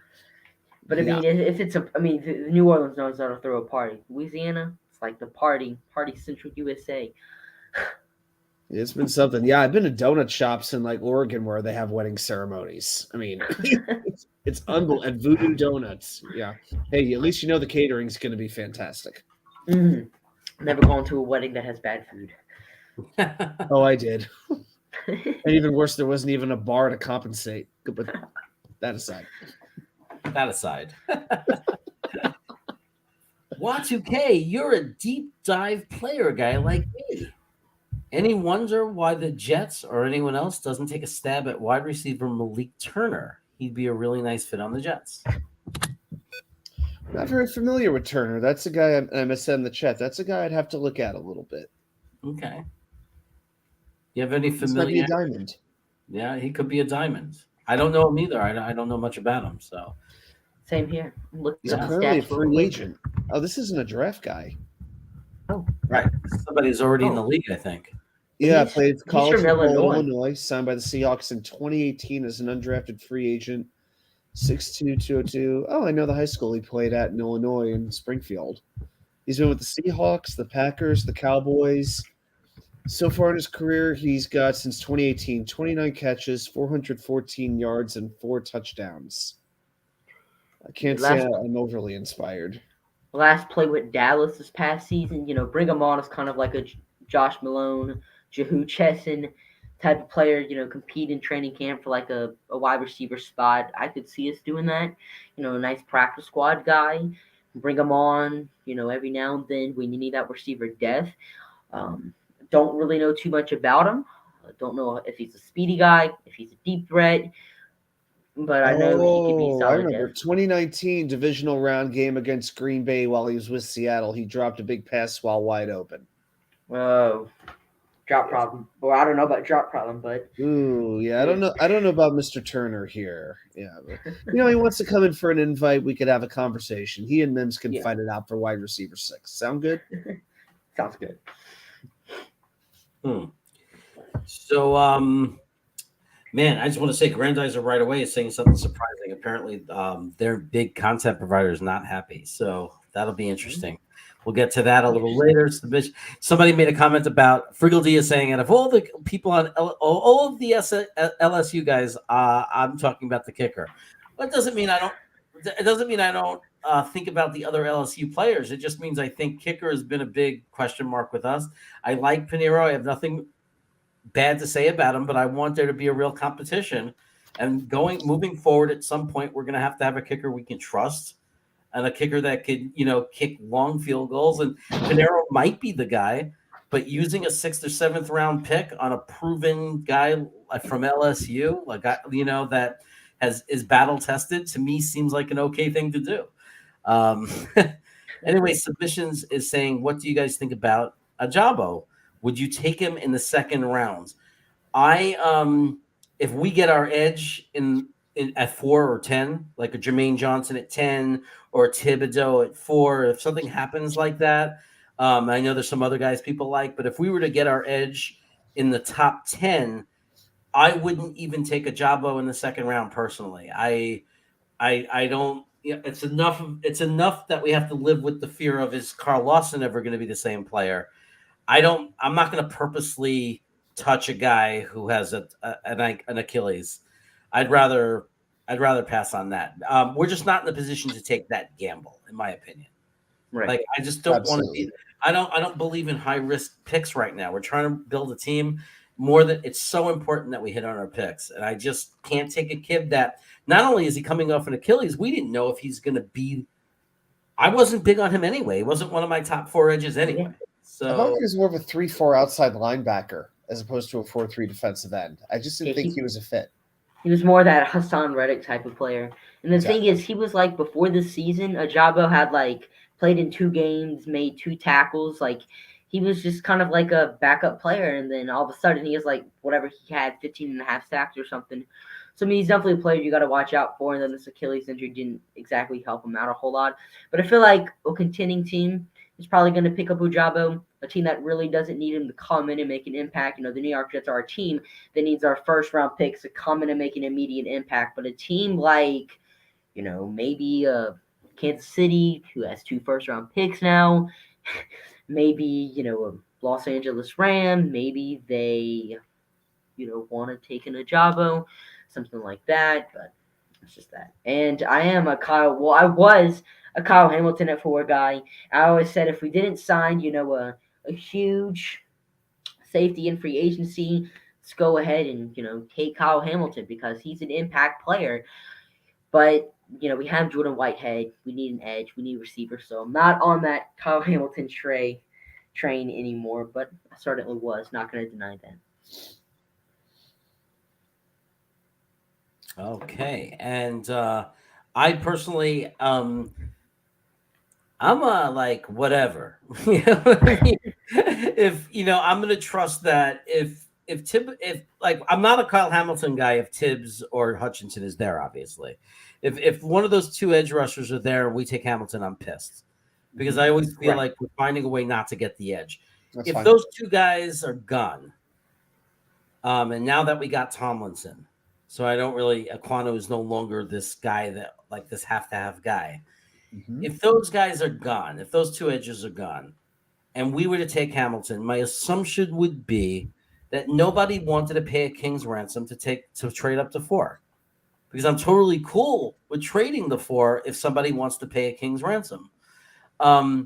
If nobody's willing to pay it, nobody's like on the mock draft. Sometimes it's ridiculous. Somebody, they want to trade up to 4 without giving a first round pick. It's like ridiculous. It's crazy. It's absolutely nuts.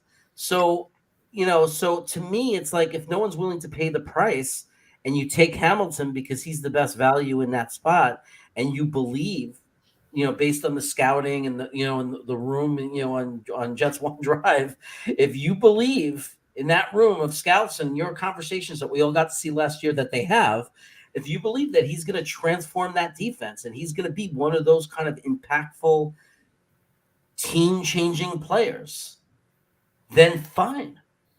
Who am I to judge, right? I mean, we can all give our opinions, but personally, I don't think it's ridiculous.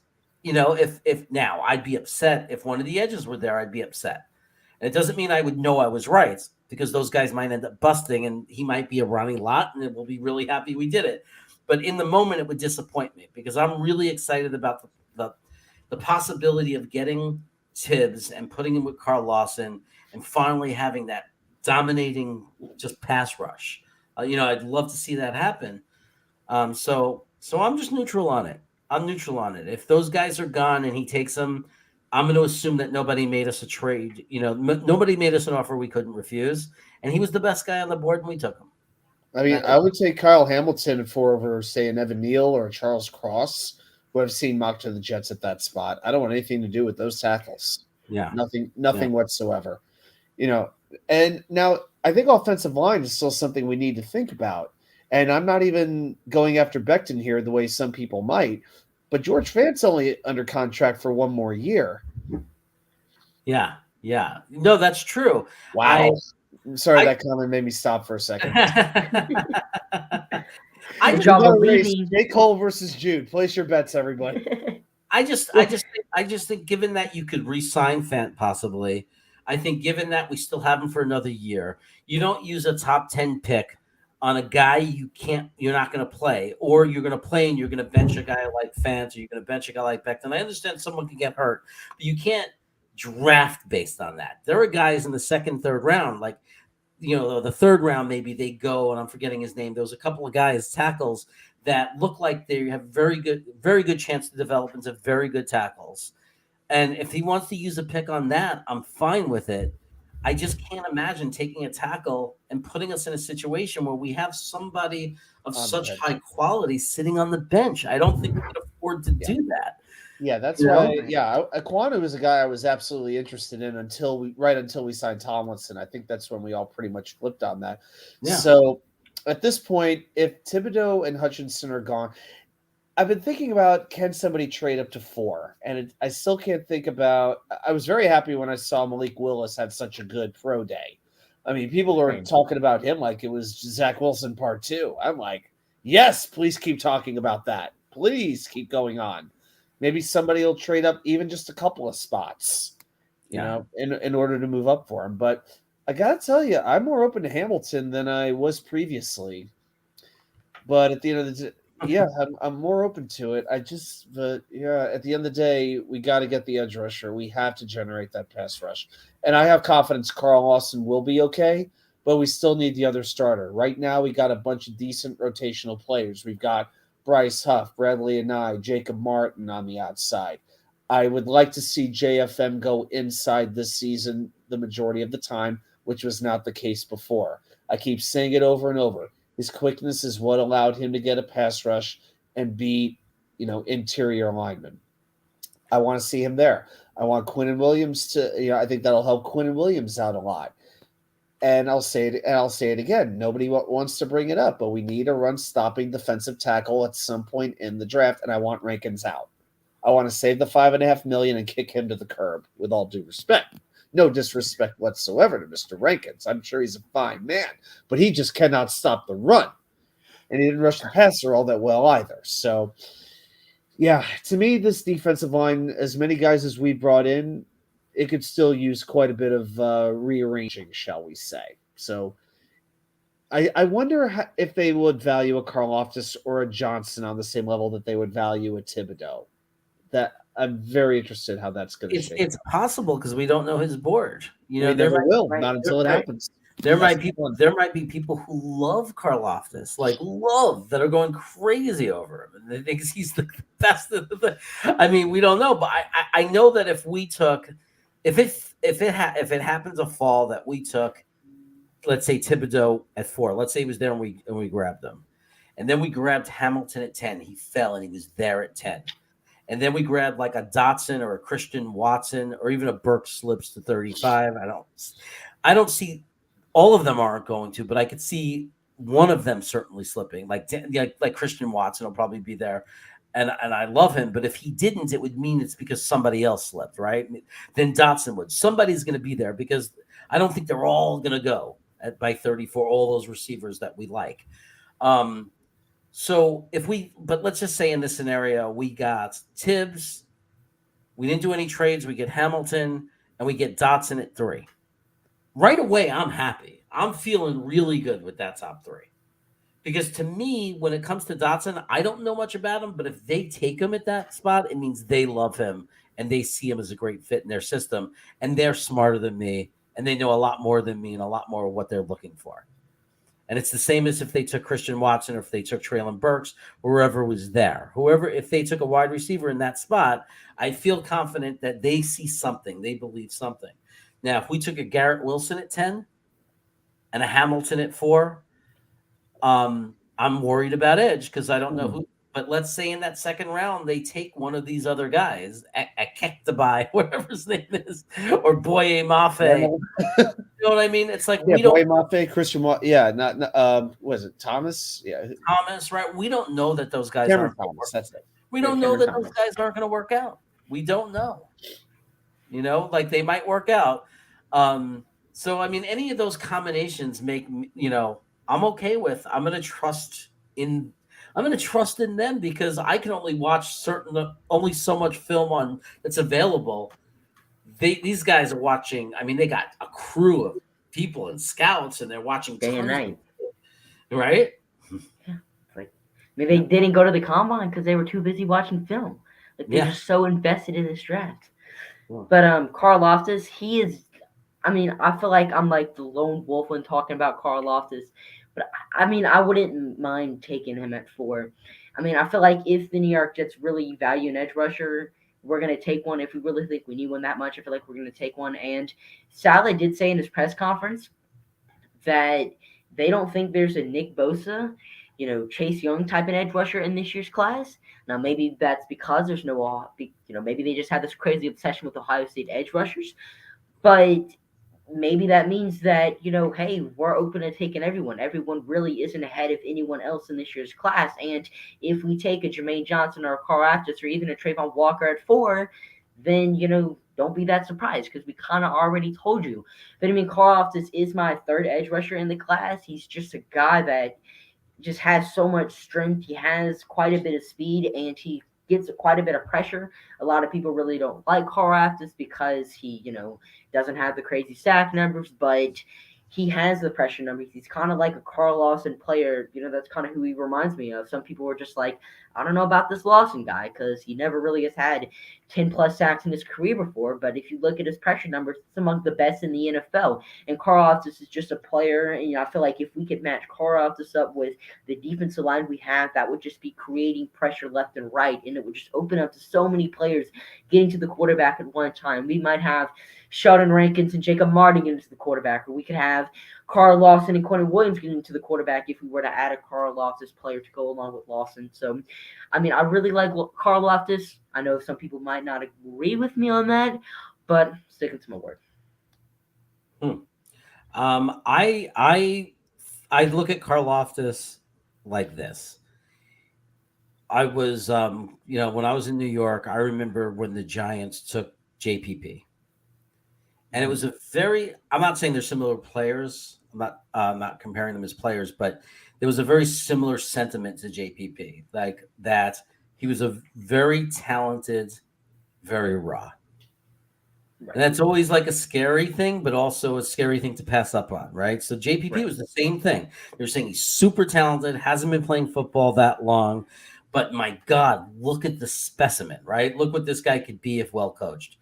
So Karlaftis is, if they take him, it tells me, and I trust, and maybe I'm a sucker, and one day I'm going to say they betrayed me and I'm going to hate them for it. But right now, I trust this general manager, and I trust our organization right now. I trust this system. If they take Karlaftis, that's telling me they believe they can coach. They could take this raw talent and they can coach this guy up to being a really good edge. And I'm gonna just put my faith in them, and I'm gonna and like any Jet fan, I'm gonna hope to God when the season starts that this guy's getting sacks. And if he gets, if he gets 9 to 11 sacks his rookie year, I'm going crazy and I'm happy. So, you know, so I won't be mad or angry if they take Karlaftis at 4. I'm gonna say, well, they must really like him. I hope they know what they're doing. I hope they're right. And another thing about Karlaftis is that he's only 20 years old and he's from Greece. He's considered the Greek freak of football. And so he is raw in that sense, as you were talking about Germany. And he's 20. He had a lot of academic honors at Purdue. So he is a smart kid. And is Purdue a, academic school? You have to have good, Oh, yeah. Okay, so Purdue is top notch, computer science, the whole thing. So yeah, Karlaftis, he's a smart dude. He has raw talent. He's eager to learn. And you put him up with Robert Saleh, who I just say is like, if you want to develop, go to Robert Saleh. He'll make your dreams into a reality. And you pair up that with Karlaftis, and you got yourself a good edge rusher. He's really going to develop. He's really young. People talk about, Sam Darnold was young. Some people even mention Drake London's age, but Karlaftis is around that age too. And I feel like, he's going to be a player who's going to be like 24 by the end of his rookie contract. So, I mean, bring on Karlaftis so you can have a, guy for the future. Yeah, yeah. Yeah, so I mean, look, we're in such a good position to improve this team, this draft. I mean, it's not a bad position to be in, and especially everything that happened today. There were so many feelings about today and not getting Hill. And I think people got to get back to remembering we had a great free agency week last week. We signed some great key guys. We still have cap flexibility. Obviously, we were ready to sign a very big deal with Hill, so there's still cap flexibility left, and we have just a bag of picks left. So there's so much still to look forward to. And I'm just, part of me is I wanted to come on tonight. I was like, oh, excited to come on just to do damage control, just to calm everybody down and say, hey, things are still really good for us. And it's like, and don't worry so much about the other teams. We can't do that. We have to focus on building the best team we can build. That's, and build a great team, because there's always going to be competition out there. There's always going to be tough teams. There's 32 NFL teams and we want to win a Super Bowl. That's not easy. So we just have to make the best of it and make the right decisions. Grandizer is a Miami Dolphin fan, like I said before, and I asked him this question, and he's saying that he is excited about the Tyreek Hill trade, wanted to dislike it, but because Miami has 2 first-rounders in 23, the Finns have little dead cap money. They have money to work with. Okay. And I appreciate that take. We appreciate that take. It's good to know. It's always interesting. Like, what are they thinking? Yeah. Grandizer is not, like, there are different fans. We all know that. So he's not the type of fan that's going to say, and it felt good to stick it to the Jets. He's not that kind of person, which is why he's here, because he loves football and he's interested in our takes and what we're saying. So, but I appreciate that as just an intelligent fan sharing with us how he feels about it.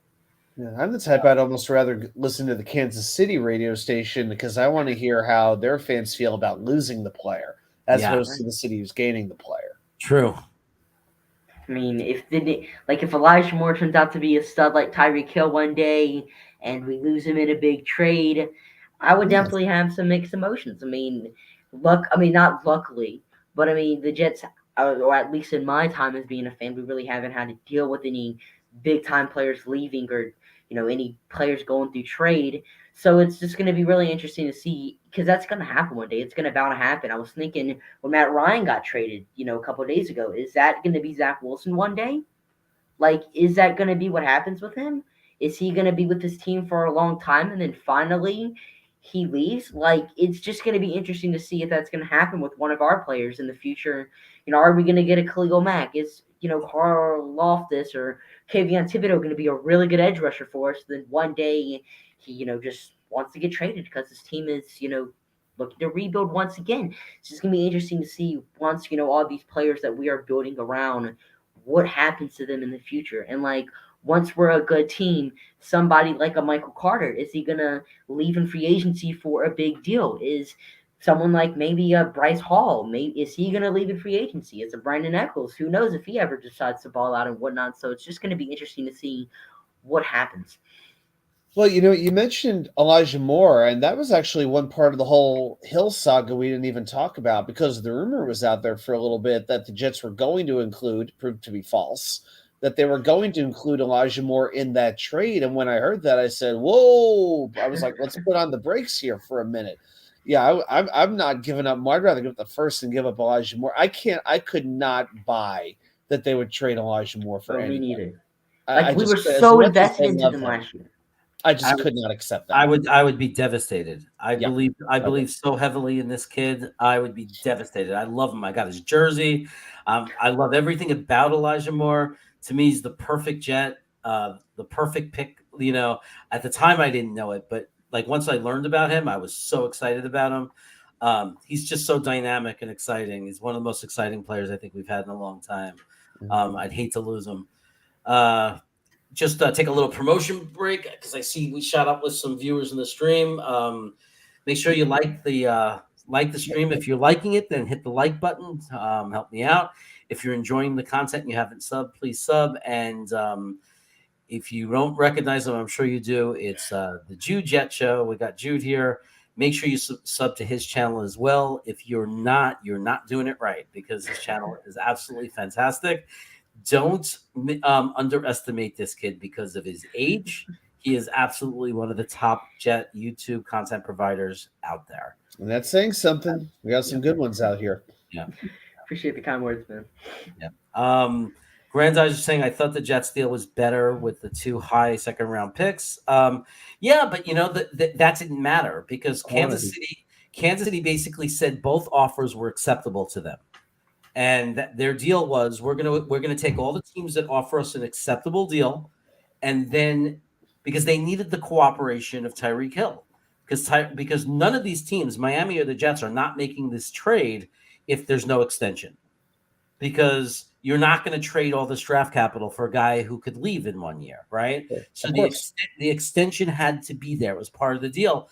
So it was up to Tyreek Hill. Kansas City said these are the 2 teams that we're okay with what they're offering. We're willing to make the trade with that draft capital.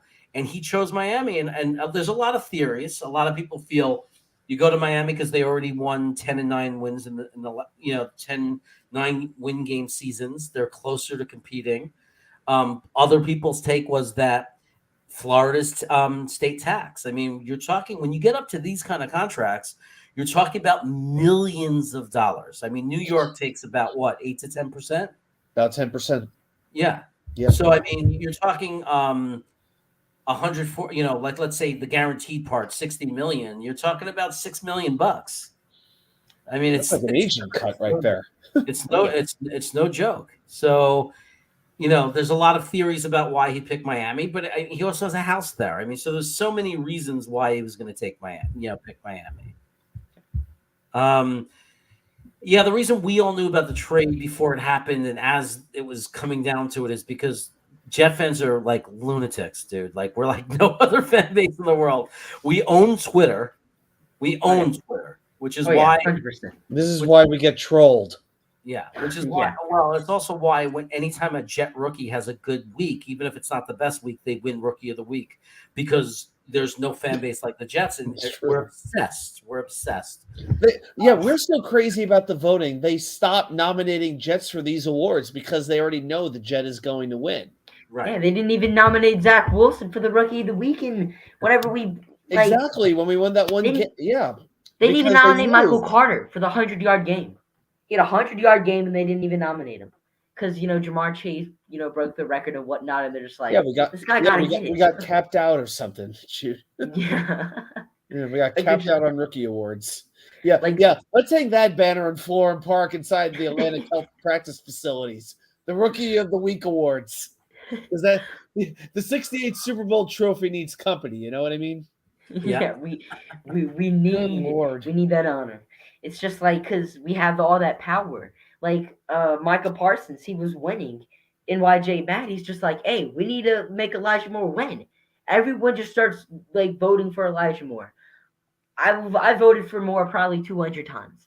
Like I feel like every Jets fan voted for Moore, Wilson, whoever was going for Rookie of the Week, like a ton. And I'm really disappointed Michael Carter didn't get nominated at least once. Just Jamar Chase had to break the record. That's what it was. It's not about just 1 year. So, Yeah. although Chase will be pretty fantastic. Chase is the better receiver, but Carter's the better running back. Let's go there. So Owen, who I don't know if I got to say hello to you. Welcome, Owen. Hey, Owen. Always good to see Owen. What do you guys think about trading back at 4 for a haul from the Eagles? Well, great. Where are they? Who are they coming up to get? Who would they want? Yeah, Quarterback. I could see them coming up to. I can't think of who they would want. Because the Eagles are kind of in. Well, it would have to be that they don't believe in their quarterback, and that they love Willis or something, or they love. I don't see it. Well, maybe Philly wants to jump up and get the best receiver available. Maybe receiver is a team. Yeah, linebacker, maybe edge, but I could see linebacker. But you're not trading up to 4 for a freaking linebacker. I see Lawrence Taylor in this draft. They're in position to meet all their needs, or their main needs. They're in position to get Dixon at safety. They're in position to get Lloyd or Dean. They're in position to get Lindenbaum. Yeah. They got 3 picks right in position to get all their positions. Yeah, one of those types of guys. Yeah. They're in great shape. So, yeah. Yeah, good on them. If I was Philly, it would take a lot for me to move if I was Philly, to move up or down. I mean, to have this type of positioning, and it was going to be even better at one point. They had 3 top 10 picks for a good portion of the season before the picks started to fall a little bit. It could have been even better for them. But you know what? If they came in and they offered us 2 firsts for our 4, I'd leave it to JD. I mean, I'm not going to complain if they said we have 15 and 19, and now we have 10, 15, and 19, and we got 3 picks. If Thibodeau and Hutchinson are off the board and I'm offered that trade, I take it all day long. Yeah, I mean, can you imagine getting like a Jermaine Johnson, Lindenbaum, Nakobe Dean kind of thing? I knew you'd finish with Nakobe Dean. That was obvious. Well, I mean, to me, once you go back there, that's where the value is going to be. The extra pick, if you end up with 3 picks in the first round, I feel like that is a Linderbaum type of situation. Like you have that extra pick, so now you just say, let's just build the most insane offensive line in the NFL. Let's stick Linderbaum in the middle. Let's free up $9 more million by cutting McGovern, and let's just have the most beastly, amazing offensive line right off the bat. Now we establish a running game right off the bat. Like we're going to be able to pound the ball. We're going to make life so much easier for Zach Wilson because now he just has to be a game manager instead of a hero, right? And now he can play action and just drop back on play action and have so much more open field for his receiver. I mean, it would do so much to have Lindenbaum. I just don't see us picking him if we only have 2 picks. But if you give us 3, I think he really comes into play. Now we're lifting up Zach Wilson like Robert Saleh told him that we would when we first drafted him. Yeah. That now you're starting to see it if that's what it comes to be. Yeah. What would you think of that, Jude? Like trading up with Philly or trading down with Philly? I mean, getting another first-round pick. Now, if they want to, swap picks, and that's a different story. It just depends on what we get back in return. But, I mean, you come back later in the draft, probably still going to have some receivers there. Might even have, a linebacker. Maybe the Jets want to go ahead and take in a Kobe Dean or a Devin Lloyd. But, I mean, I would definitely, trade back with Philly, especially if we could, keep all 2 of our first-round picks and still manage to get one of Philly's. Send them Denzel Mims for, pick 20. I would definitely be down for that. Yeah, look. It's there, like I said, it's all about getting better, and it's all about position value and getting players that are going to make us better. And there's so many possibilities out there. It's it's. I would hate to not get a receiver and not get one of the guys that we like. I mean, we all have different lists but there are like 4 or 5 for me that I would believe none are locks to me. None are like absolute guarantees to be WR1s, but there are 4 or 5 guys that I believe can be WR1s. I just want to make sure we get one of those guys, but at the same time, I think there's other routes. There's other ways we can go. Like there's going to be a lot of guys still released. There's a lot of people in cap trouble, a lot of teams in cap trouble. I still think after the draft, you're going to have a lot of guys. There's still a lot of guys in free agency. I think there's a chance we might get solid receivers and not get we might just go Corey Davis and Elijah Moore are our top 2, but we might sign guys. We might draft a guy, right, that they love, but they also might sign a couple of solid guys. They might get guys that maybe they're not WR1s, but people are panicking like we're going to go in where our number 4 and 5 guys are these no-name guys or Vincent Smith and Jeff Smith, and that's not necessarily the case. There's plenty of guys out there that we could sign that are decent receivers, or there are going to be plenty of opportunities because there are guys that didn't get released for salary reasons. Exactly. I can't look at DJ Montgomery and Tariq Black anymore. No, I mean, and I don't think we're going to. Oh, I couldn't deal with it. It's like, wow, they hate Denzel Mims so much that they're throwing passes to DJ freaking Montgomery. That was like, oh my gosh, where's David Clowney when you need him? That's how sad that was at one point last year. It was just depressing. But yeah, guys, we'll definitely shake free. There's no doubt about it. There's always all kinds of wheeling and dealing as the exhibition season goes on, and then the cuts come on the last day. The final roster, it's never really official until like 2 days before opening day. So, right. And we'll see what happens here too with the undrafted free agents. We've got some guys who have been pretty intriguing between Yeboah and Isaiah Dunn. Not that he had a great season, which he didn't, but they certainly saw potential in him, which is why they gave him the contract that they did. And they still got a couple other guys like Grant Herman, some guys who are kind of in the pipeline, and maybe then they can grow into those depth players that we've been looking for so long. Yeah. So Owen's hearing from Eagle fans, and there could be some truth here because I didn't think of that. Part of it might be because they don't want to pay 3 guys in the first round and feel there's more value in getting a very high pick and taking another pick and not having the financial burden. So look, if there's truth to it, that's great. I think the more options we have, the better. I want there to be options for JD so he gets to follow like his best plan. Like he has all these different paths, right? All these different plans. I hope as a Jets fan that he gets his best plan if that comes to fruition. So if his best dream scenario is getting an extra first round pick and trading with Philly, then I hope it happens. JD might laugh at it and say, well, I have no plan to do it. We don't know. I just, it's like the truth is we can have all the opinions we want. At the end of the day, as a Jets fan, I just want the best thing to happen for our organization. And I think the best thing that can happen for our organization is for the guy we're putting our trust in, that's building the team, for him to get and be put in the position to make his plan come to fruition. And he has the autonomy, that's why he got a 6-year contract as a first-time general manager, because the Johnson brothers believe in him. As much as, we like to, well, not like to, but, we knock the owners quite a bit, and deservedly so in certain reasons. But at the end of the day, when it comes to the owner of my football team, I don't care how much they know about football. All I care is that they hire the right guys and are willing to spend money. If they're doing those 2 things, what else am I really asking for? And of course, get the hell out of the way. Let them do their jobs. As long as they're doing those things, then, why do I care, how cool they are, how they talk, or what their political affiliation is, or any of that? They're dedicated to winning, and they are putting those resources in place. That's all I can ask for.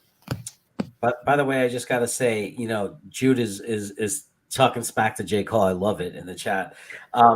So if you want to see more about J. Cole, shoot, I'm gonna have J. Cole on Saturday night. I'm gonna do like an extra show. We're gonna just mess around and draft and stuff.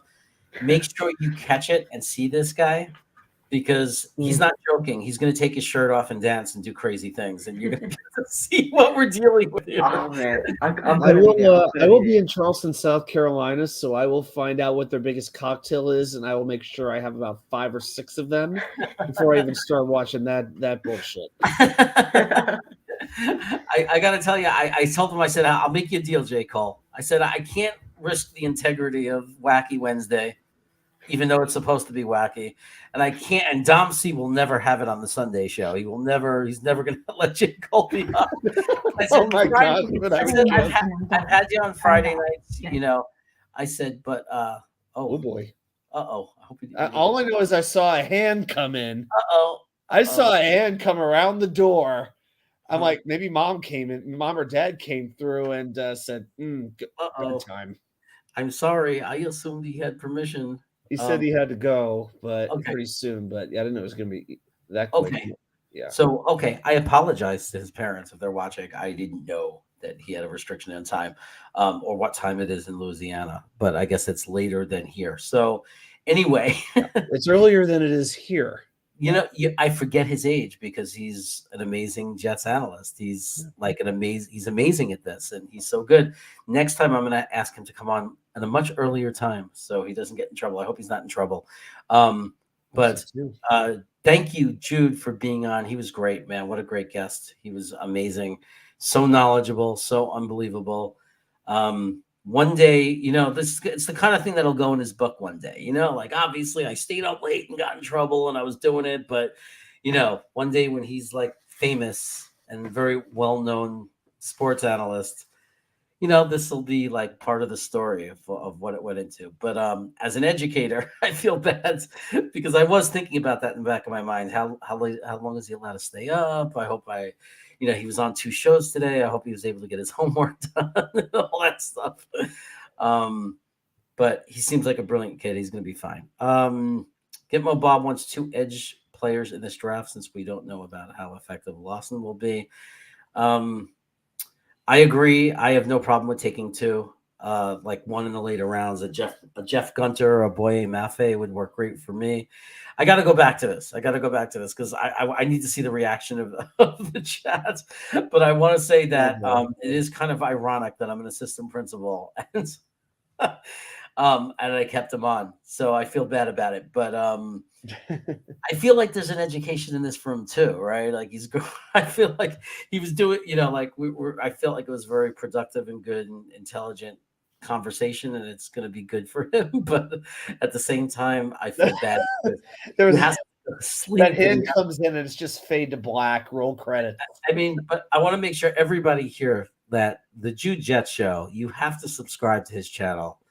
He puts out such great content. It's like when you watch a 15-year-old come out to sing and they're amazing and you're realizing it's not appealing. It's not like special because their age. If you close your eyes and listen, you don't care about the age. The content is so good or the quality and the talent is there.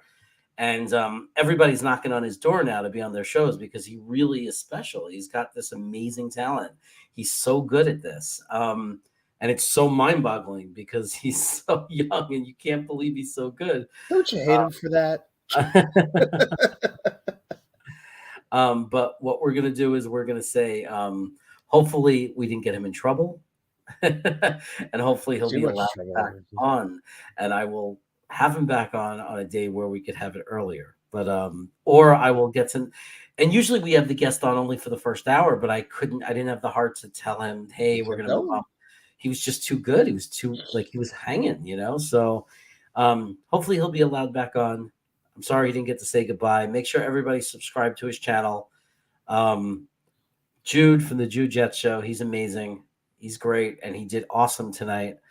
And going back to the show, Gitmo Bob, we would be very happy with 2 edge players in this draft. I agree. I think that Lawson's health is questionable.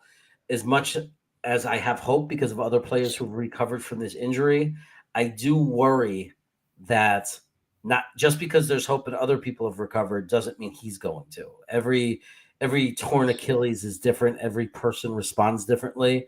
So drafting 2 edges would not be out of like the realm of possibility in my mind. Right. We're not now. I have no interest in taking 2 in the first round. I've seen 1 or 2 people propose that idea, and I'm against that. But if you're talking about 1 in the first round and maybe around round 4, or a sleeper in round 5, I could get behind that. But I can't. I'm not interested in taking 2 in the first round. Right. It's funny because we actually have a guest next week that is going to talk about why they believe that it would be okay to take 2 in the first round. As a matter of fact, the guest we have next week is not insistent on it, but is in favor of it. So I'm not going to tell you any more about this guest. I'm excited about the fact that he's coming on. But we do have a pretty special guest coming on next week.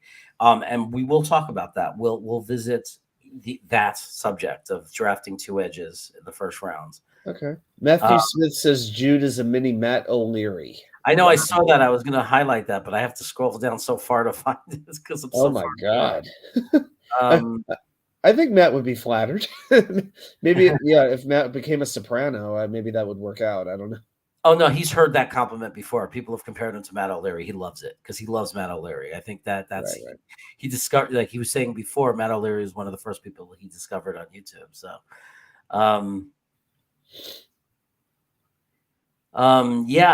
someone's pointing out that Iowan is pointing out it's amazing when you have a horrible GM because there's only 32 at a time in the NFL. And it's like, and how can you reach that point of the top 32 and be so bad at it? And there are some that are so bad at it. Gitmo doesn't like Drake London. I was very sour on Drake London, but then got very warm on him again. So I'm very warm and hot and cold on Drake. I'm lukewarm on Drake London. Yeah, the lack of separation does concern me. That he didn't seem to separate very well. I think like some of these other wide receivers tend to. So it's like if they go with London, fine, I'll trust them. But if I have my choice between like Garrett Wilson or Drake London, I'm taking Garrett Wilson.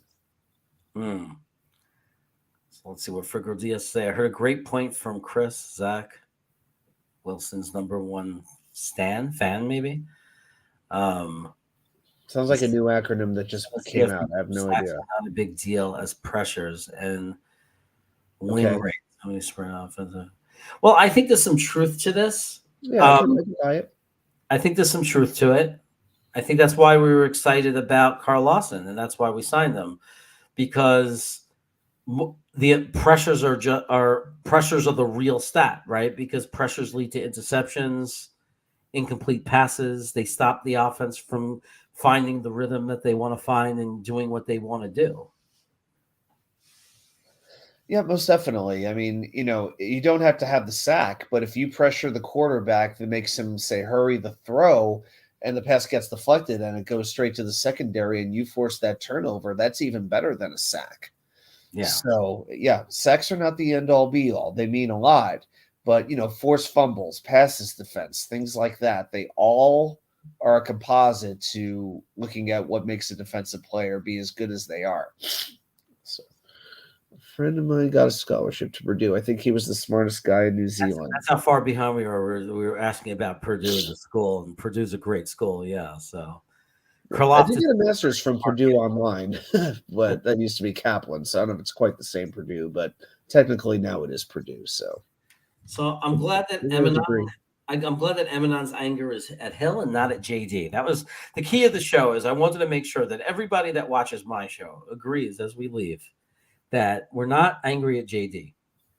And one of the things we didn't get to talk about was the fact that JD is obviously showed his cards. He definitely is more. It's more likely now to envision him using one of our first rounders on a wide receiver because he definitely showed the world he's very, very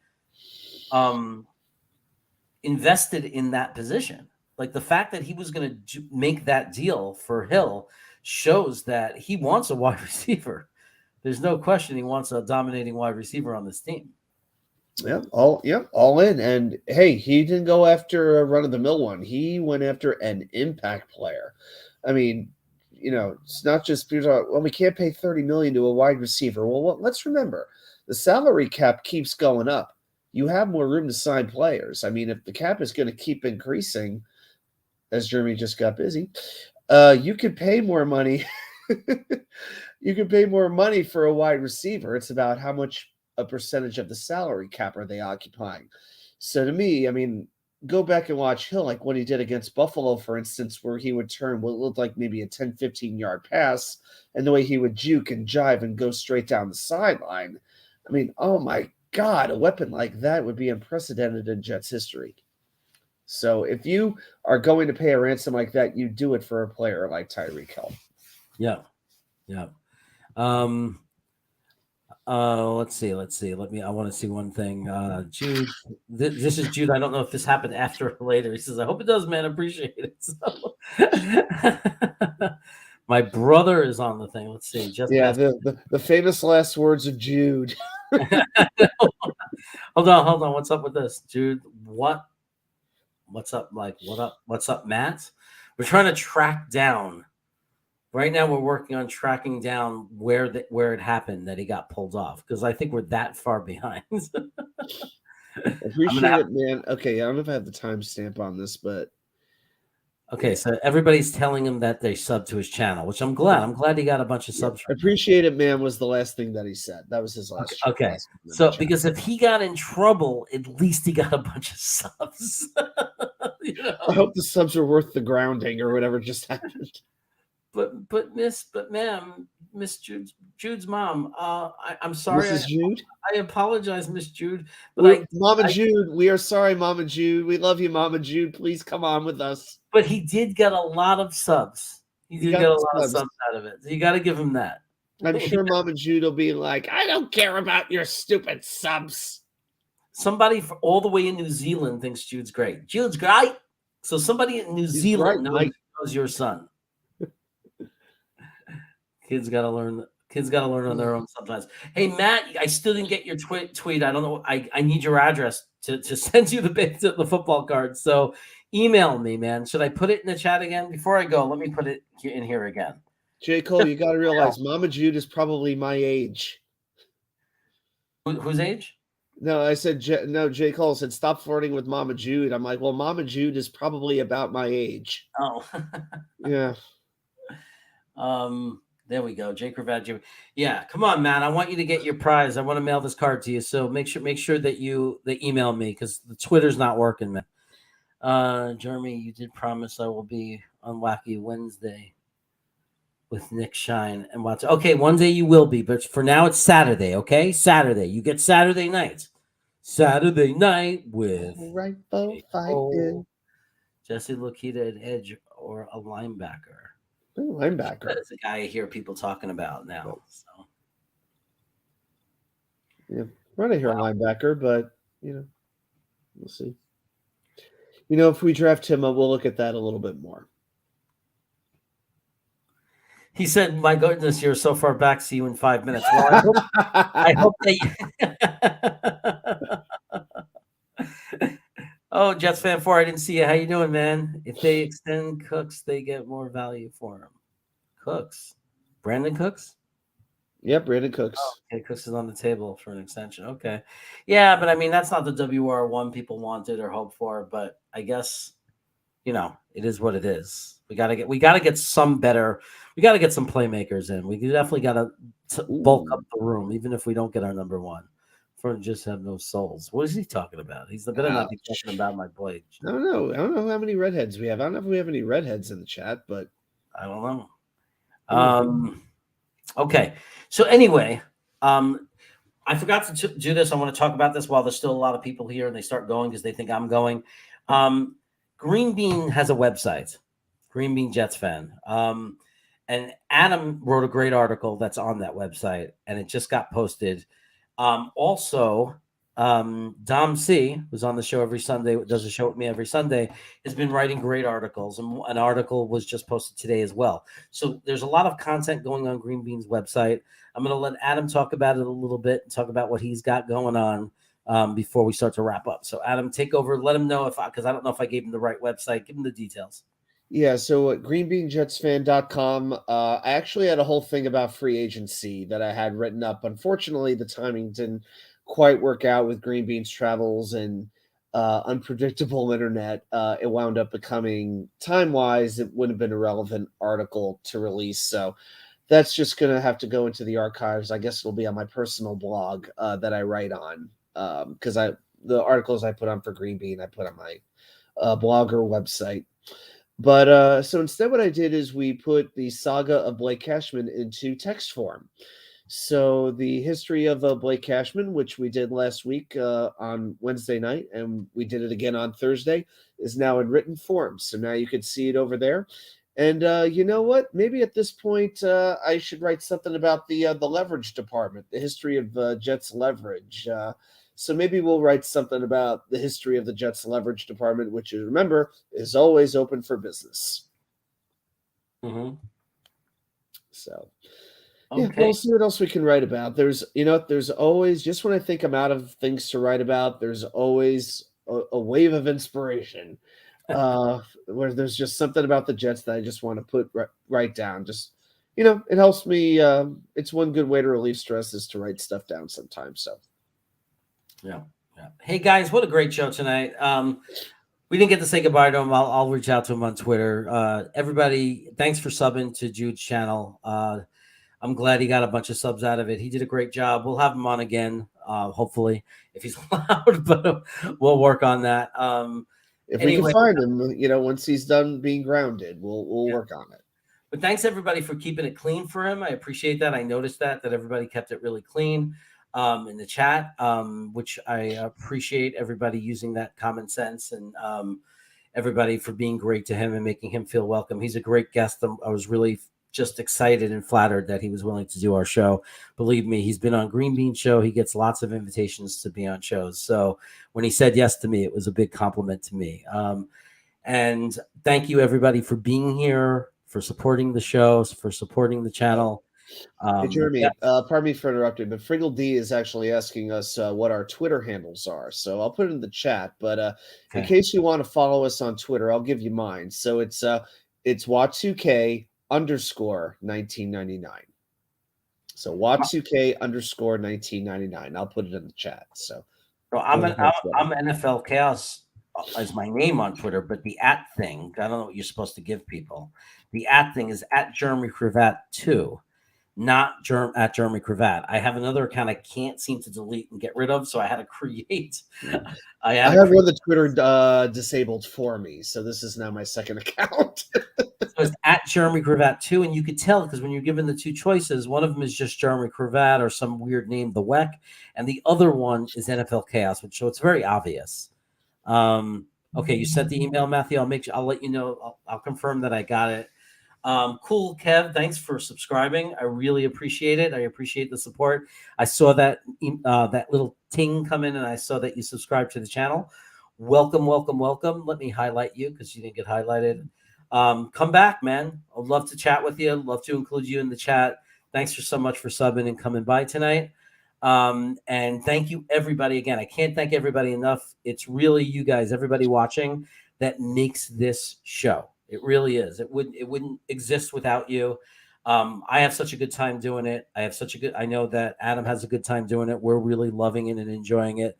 So thanks for the support. And the next show will be Friday night. I'm going to come on Friday. And during the day, I'm going to do a special show with J. Cole. But Friday, I'll do my normal mock thing. So, hey, man, thanks. Thanks for coming by. Whose house? Rem's house. I'm definitely gonna try to do some mocking and some fun on Friday. Maybe get Nick Shine on here with me. We may even have Adam back. Whoever wants to come on, pretty much. It's more just of a loose, random. You never know what's going to happen show. And hey, man, that's what me and Green Bean have in common. Me and Green Bean are both work in therapy. We both work on emotional health. So you could always come to me and Green Bean if you need like calmness and just relaxation. But anyway, I can't promise you calmness on my end, but I'll be a great venting board if you ever need it. I'm always happy to do that because as a Jets fan, there's a lot of times I need one too. That's the beauty of it. Oh man. So oh, I see. He was trying to tell me I'm gonna have to head out. Okay. He was trying to tell me he was gonna have to head out. Oh my god, I feel so He bad. was a private chat. He said about 15 minutes, but that was Oh, about you- 11:45. 5 minutes later, he was gone. It was like 10 of. That's when he. I've got to learn to check the private chat. Oh my god. Yeah. 'cause Okay, it did pop everybody. Okay, everybody. Take care. Thanks again for the support, and I'll see you soon. And you know what? Join me on Friday because I'm going to give something away on Friday. So I'm not saying what it is, but we'll give away something on Friday. I meant to tonight. Don't have time, but I promise we'll give away a prize on Friday. So take care, everybody, and go Jets. Go Jets. I would Oh, regret man. it if people look back at the first episode and you weren't on it. Yeah, well, I like that. It's called forward thinking. We have one of the worst beats in the world. We do. Our beat is horrible. Connor could shove that article up his ass. And then I went to that game and I was like, this is the greatest team I've ever seen in my life. I'm a Jet fan. This is going to be the greatest run ever. Yeah. No, because if they take a Kwanu, I'm not complaining. Joe Douglas is the king of keeping shit close to the vest. A 2, a 4, and a 6 for Darnold. Did the Jets really ruin Sam Darnold, or did Sam Darnold just suck all along and we were just trying to talk ourselves into it? And Hamilton is a player who can potentially make a very big impact. And suddenly here we are today. You can't get rid of it. Right. It's like a plague. Joe Douglas was hired because he's not those general managers. Okay, Luscious. Somebody is going to fall just like Elijah Moore did, just like Michael Carter did. You know, what would, if you had one sentence to say to Joe Douglas, what would you say? So you would say, you had me at hello, and then give him a big old wet one.